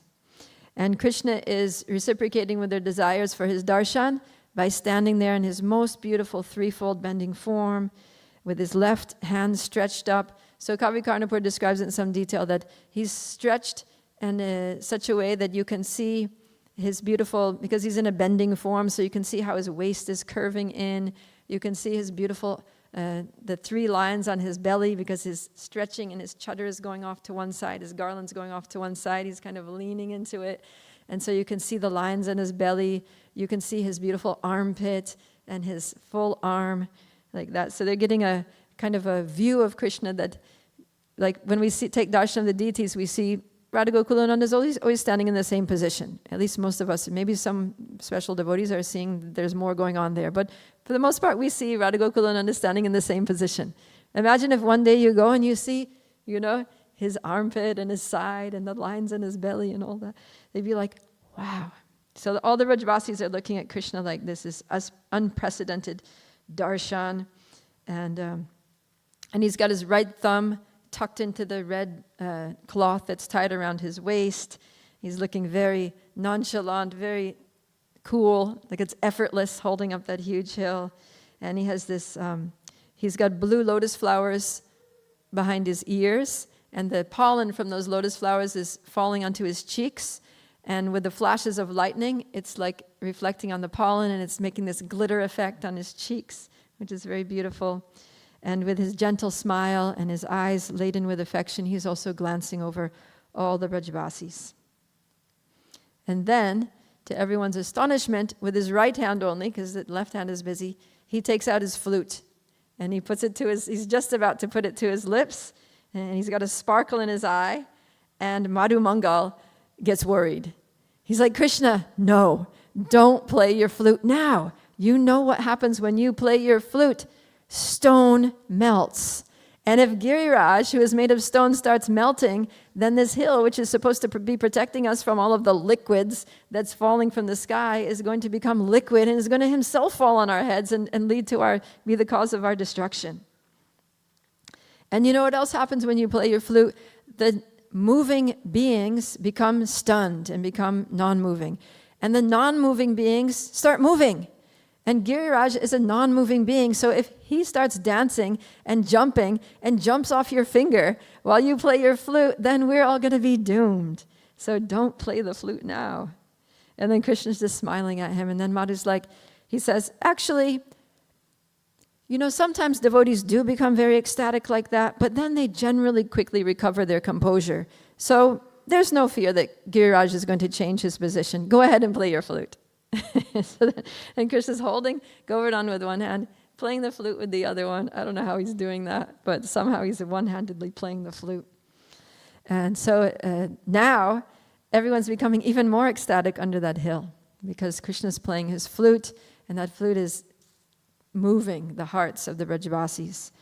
And this is a very unique pastime because it's the one pastime in which all the Vrajavasis are in one place for an extended time, engaging in loving exchanges with Krishna in all the 5 rasas simultaneously, right? So usually there's some rasas that they can't be together.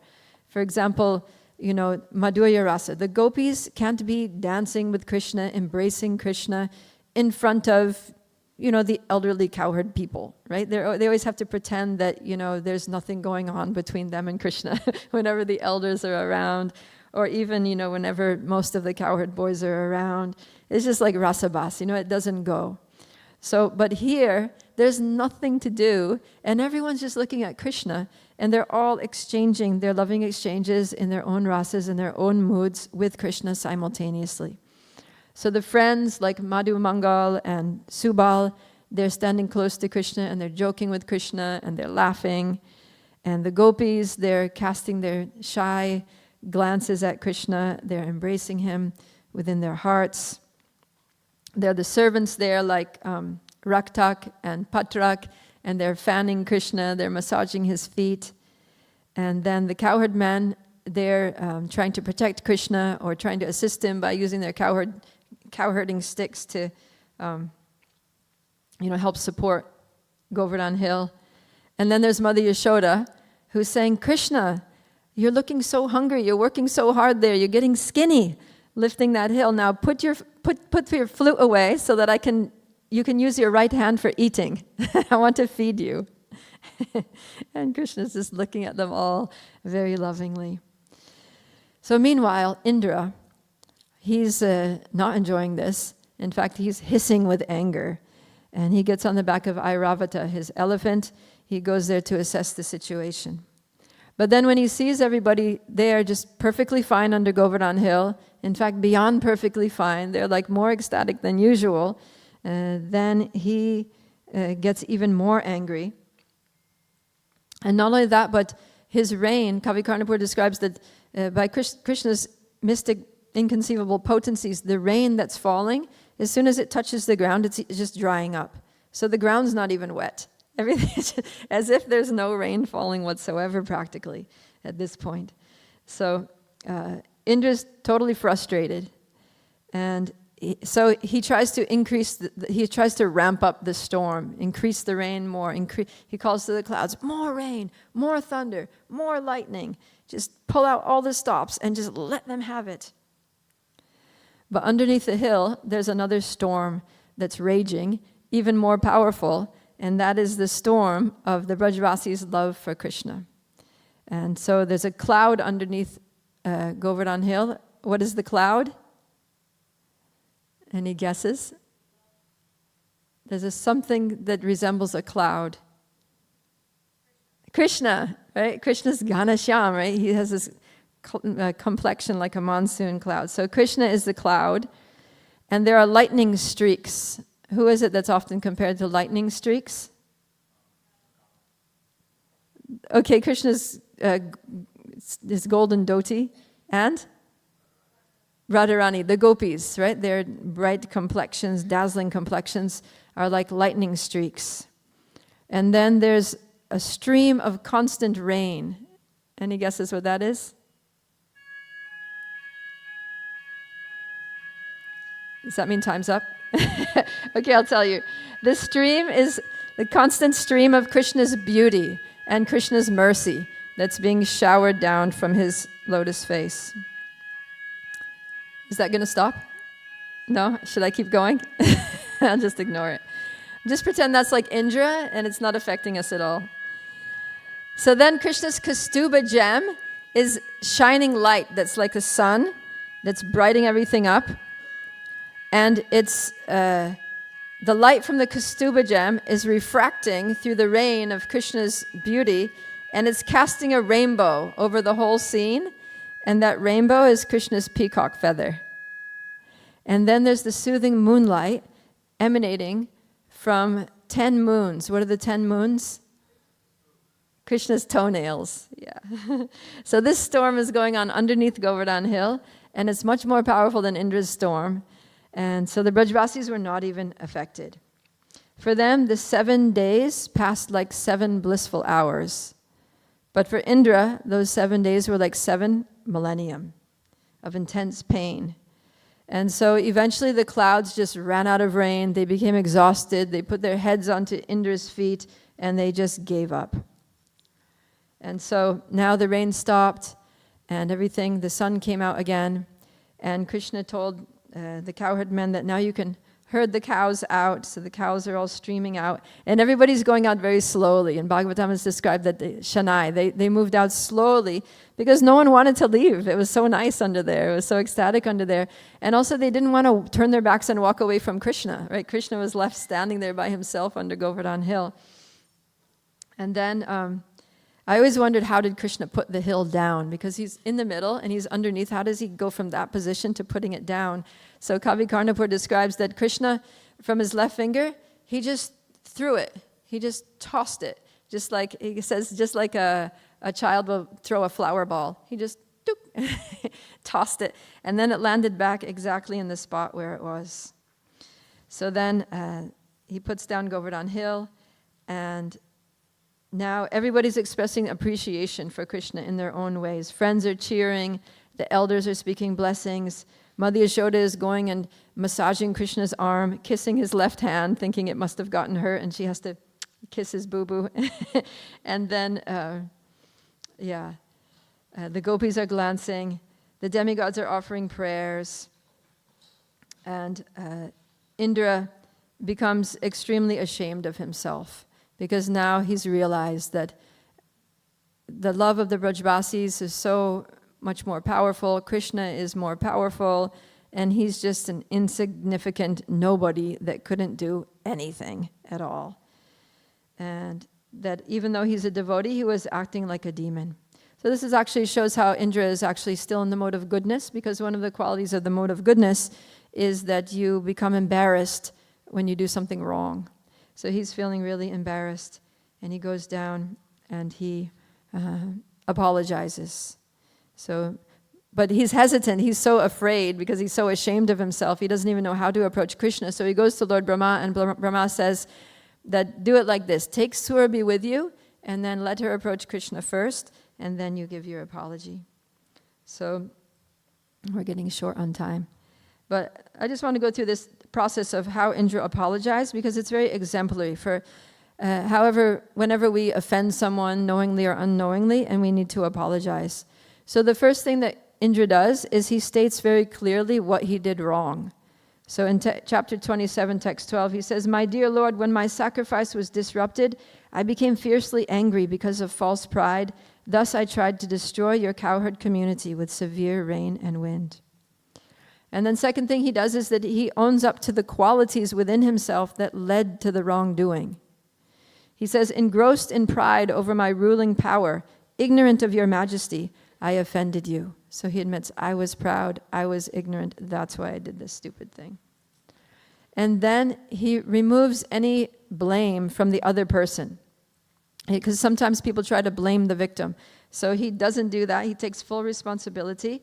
And in fact, he tells Krishna that, you are totally transcendental. You're undisturbed by change. It's impossible for any qualities of ignorance to exist in you like greed, lust, anger, or envy. And then he asks for forgiveness. "My Lord, may you forgive me. My intelligence was bewildered. Please let my consciousness never again become so impure." And then finally he expresses appreciation for learning the lesson. That, "O Lord, you have shown mercy to me by shattering my false pride, defeating my attempt to punish Vrindavan. To you, the Supreme Lord, the Supreme Master, I come for shelter." And after that they perform Abhishek, and everyone offers gifts to the Lord, and everything ends up good. So in this way, time and time again throughout Krishna's pastimes, he's teaching us to let go of pride and just become his humble servants. Because after all, that's who we are. And we have to learn it one way or the other, right? Either the easy way or the hard way. So like the Brajbasis, the wives of the Brahmins, the Surabhi cow, they gracefully, joyfully embrace their constitutional position as humble servants of Krishna. And then on the other hand, we have the Brahmins performing sacrifice, the sons of Kuvera and Lord Indra, who have to learn it the hard way. But there's no way of getting around it, that Jivara Swarup Hoy, Krishnara Nityadas. We're only going to be happy when we are being ourselves as eternal servants of Krishna. And by hearing the pastimes of Krishna, we are able to see through the ears, observe what it means to love Krishna. And by that observation, just like the Brahmins became purified by seeing the spontaneous love of their wives, Indra became purified by seeing the love of the Brajbasis, and Manigriva and Nalakavara became purified by seeing the loving exchanges of Madhya Yashoda and Nanda Maharaj in the courtyard there of Krishna's house. So by seeing Krishna's pastimes through our ears, by hearing those pastimes, then we also get purified of all of our anarthas, pride and false ego, and our love for Krishna is awakened. And we can again become eligible to re-enter the divine pastimes of the Lord, as we're hearing about today. So I will end there. And I don't know if there are any time for questions? Or should we call it quits? Who's the boss here? Finish now? Okay. Thank you so much for your kind attention. Grantaraj Srimad Bhagavatam ki jai, Srila Prabhupada ki jai, Samaveda Bhaktivedanta ki jai, Nitai Gaur Premanandi, Hari Hari Bo. Her Grace Prabhupada Priya Mataji ki jai. Thank you all so much for joining us for class. The plan is that today is Govardhan Hill, Govardhan Puja, so we are going to have a Govardhan Hill, which is going to come in here in a minute. So I think the next part is if we can all stand up, and we're going to start a little kirtan and welcome Govardhan Hill. Govinda Prabhu, would you like to lead the kirtan?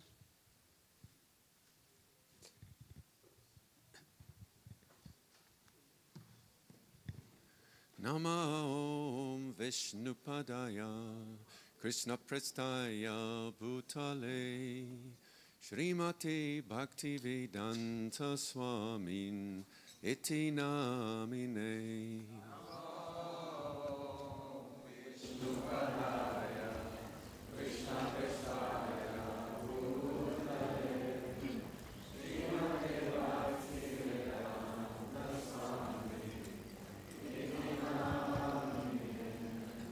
Namaste Saraswati Devi Gauravani Pracharine Nirvisesha Sunyavadi Paschatya Desatarine.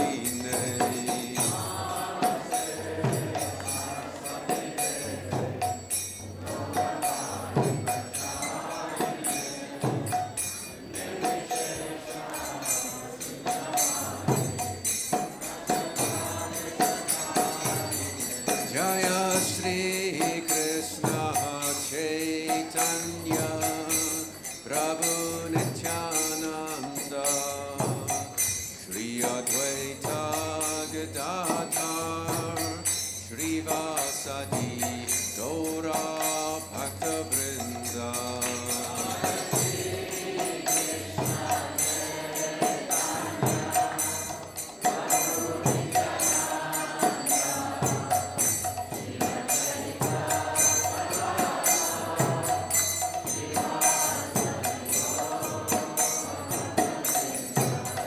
Jaya Shri Krishna Chaitanya Prabhu Nityananda Shri Advaita Gadadhar Shri Vasadi Gaura Bhaktivinoda.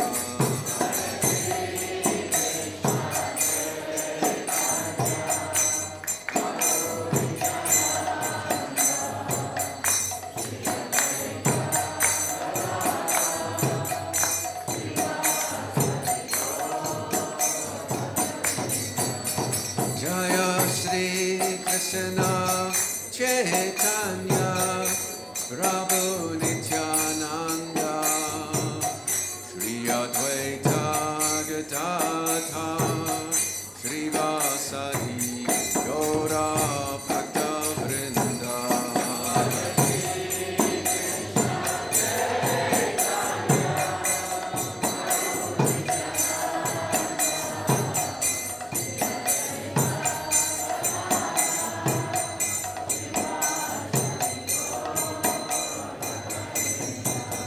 Jaya Giri Govardhan, Jaya Giri Govardhan, Giri Govardhan, Jaya Giri Govardhan.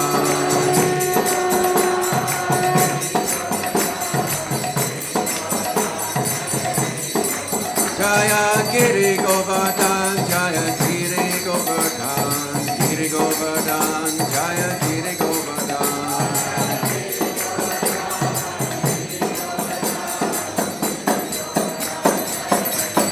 Jaya Giri Govardhan, Jaya Giri Govardhan, Giri Govardhan, Jaya Giri Govardhan.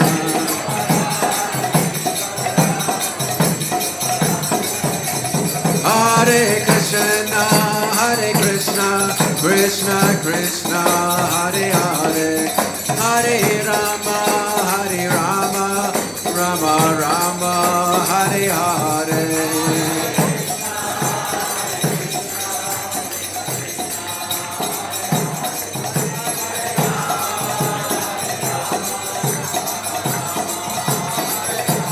Hare Krishna, Hare Krishna, Krishna Krishna, Hare Hare, Hare Rama, Hare Rama, Rama Rama, Hare Hare.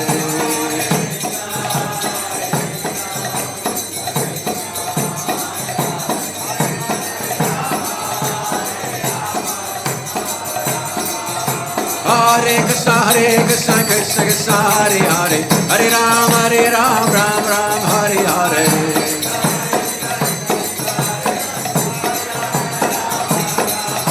Hare Krishna, Krishna Krishna, Hare Hare, Hare Ram, Ram Ram, Hare Hare.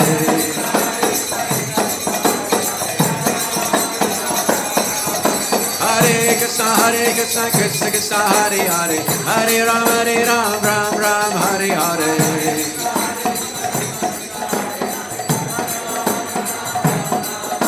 Hare Krishna, Krishna Krishna, Hare Hare, Hare Ram, Ram Ram, Hare Hare.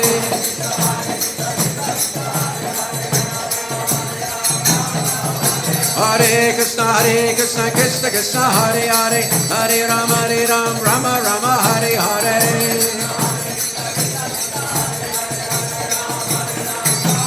Jaya Giri Govardhan, Giri Govardhan, Giri Govardhan, Jaya Giri Govardhan.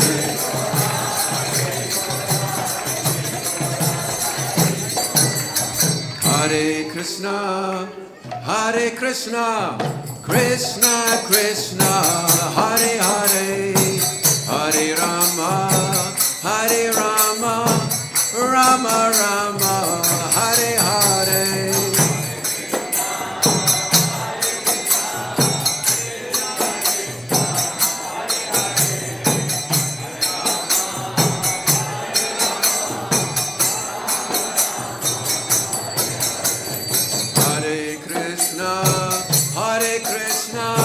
Krishna Krishna, Hare Hare, Hare Rama, Rama Rama, Hare Hare.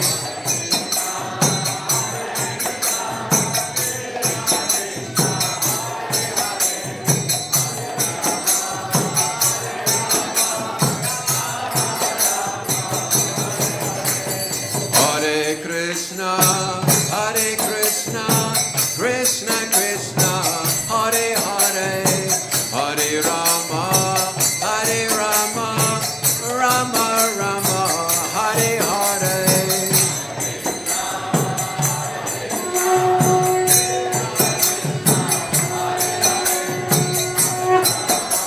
Please circumambulate.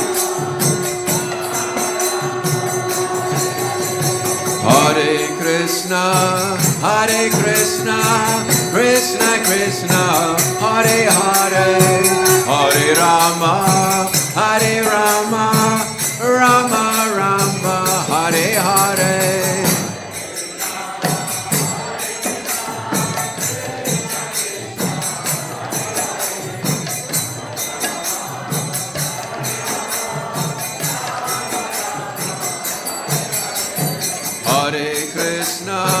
Hare Krishna, Krishna Krishna, Hare Hare, Hare Rama, Rama Rama, Hare Hare.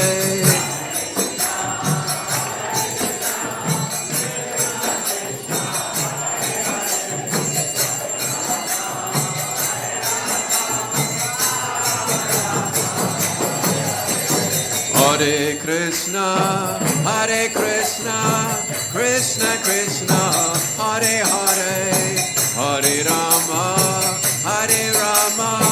Rama Rama, Hare Hare.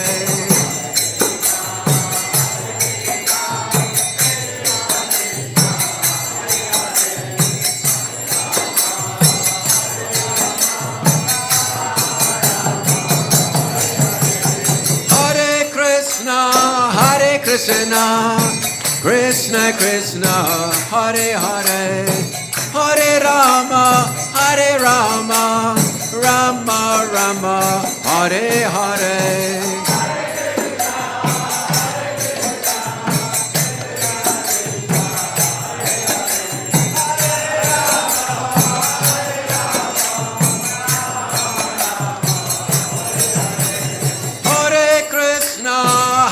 Krishna, Krishna Krishna, Hare Hare, Hare Rama, Rama Rama, Hare Hare.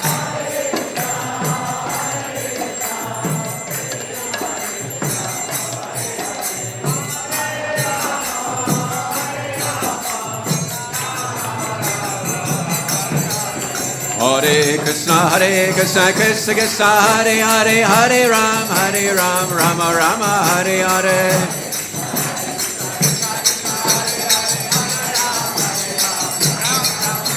Hare Krishna, Krishna Krishna, Hare Hare, Hare Ram, Rama Rama, Hare Hare.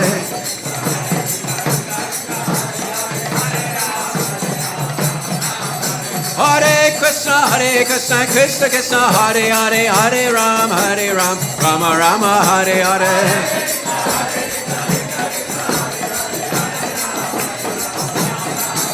Hare Krishna, Krishna Krishna, Hare Hare, Hare Ram, Rama Rama, Hare Hare.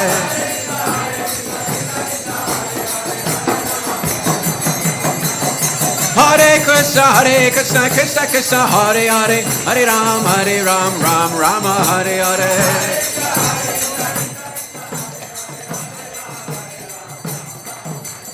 Hare Krishna, Krishna Krishna, Hare Hare, Hare Ram, Ram Ram, Hare Hare.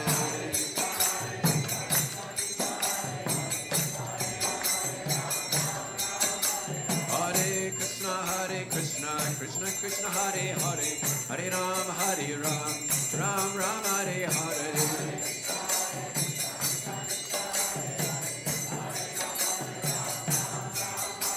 Hare Krishna, Krishna Krishna, Hare Hare, Hare Rama, Rama Rama, Hare Hare.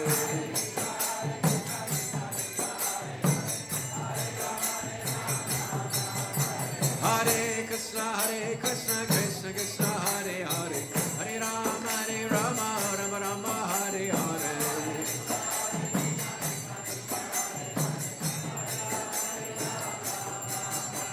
Govinda Jaya Jaya, Gopala Jaya Jaya.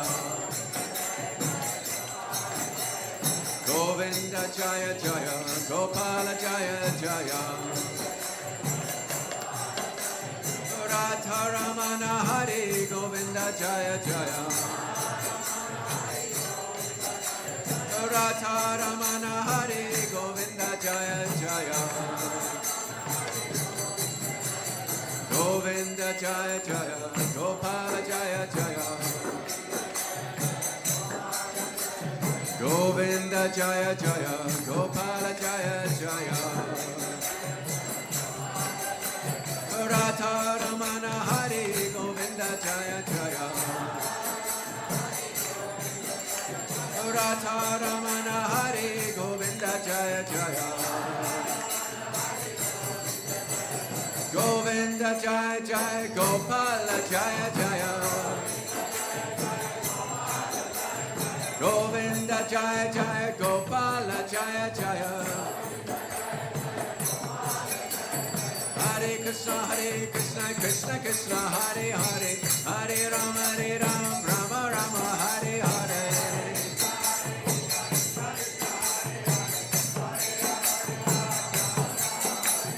Hare Krishna, Krishna Krishna, Hare Hare, Hare Ram, Rama Rama, Hare Hare.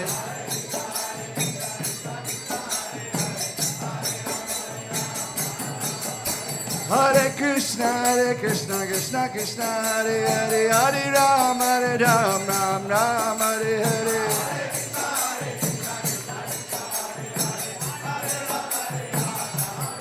Hare Krishna, Krishna Krishna, Hare Hare, Hare Ram, Ram, Hare Hare.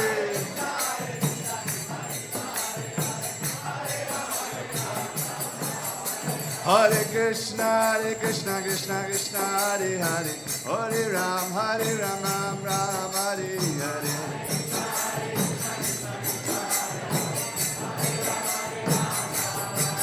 Hare Krishna, Krishna, Hare Hare, Hare Ram, Ram Ram, Hare Hare.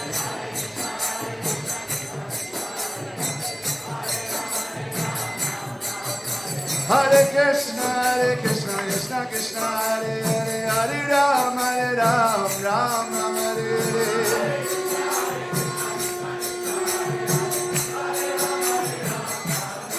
Jaya Giri Govardhan, Jaya Giri Govardhan, Giri Govardhan, Jaya Giri Govardhan.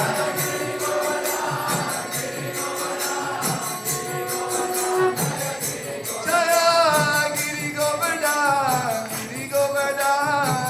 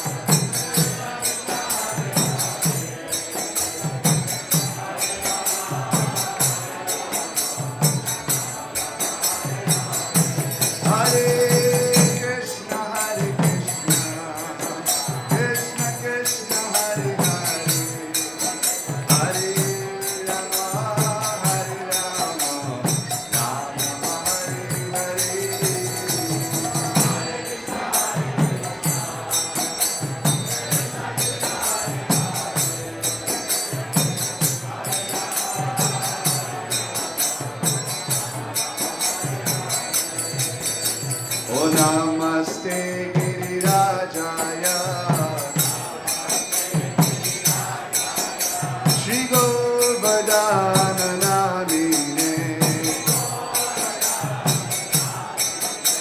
Ashesha Klesha Nashaya Paramanandayine Hare Krishna Krishna Krishna Hare Hare Hare Rama Rama Rama Hare Hare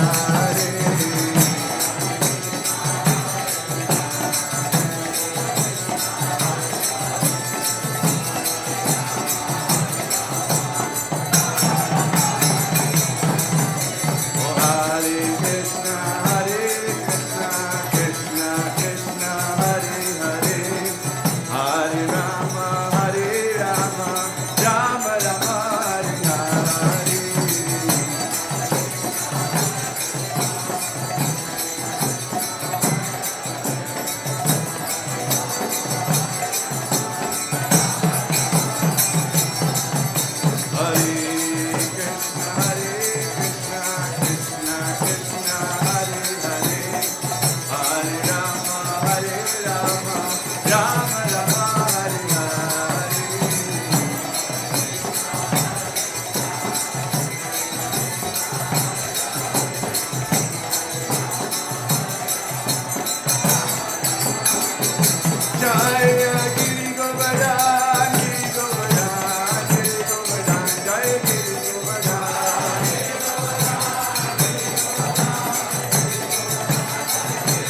Jaya Giri Govardhan Giri Govardhan Jaya Giri Govardhan Jaya Giri Govardhan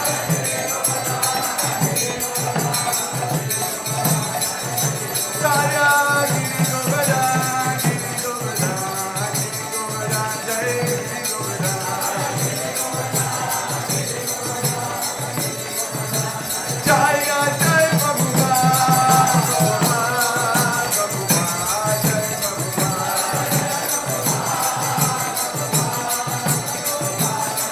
Oh Jaya Jaya Prabhupada Prabhupada Jai Prabhupada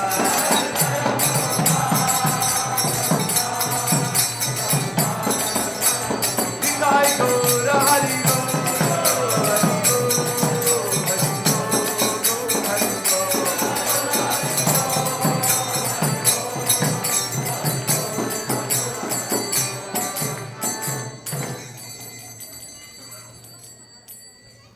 Giraj Govardhan ki jai Shri Govardhan Puja Mahotsav ki jai Srila Prabhupada ki jai Shri Radha Gokulananda ki jai Jai Om Vishnupada Paramhamsa Parivajikacharya Ashokar Shri Srimad His Divine Grace A.C. Bhaktivedanta Swami Srila Prabhupada ki ISKCON Founder Acharya Srila Prabhupada ki jai Jai Om Vishnupada Paramhamsa Parivajikacharya Ashokar Shri Srimad His Divine Grace Srila Bhaktivedanta Saraswati Goswami Maharaj Srila Prabhupada ki Namacharya ki प्रेम से कहो श्री कृष्ण चैतन्य प्रभु नित्यानंद श्री अद्वैत गदाधर शिवासादि वृंद की श्री श्री राधा कृष्ण गोप गोपीनाथ श्याम कुंड राधा कुंड गिरि गोवर्धन की वृंदावन मथुरा धाम की नवदीप मायापुर धाम की जय जगन्नाथपुरी धाम की जय श्री गोवर्धन की जय निताय गौर प्रेमानंदे Hari Hari all to the assembled devotees.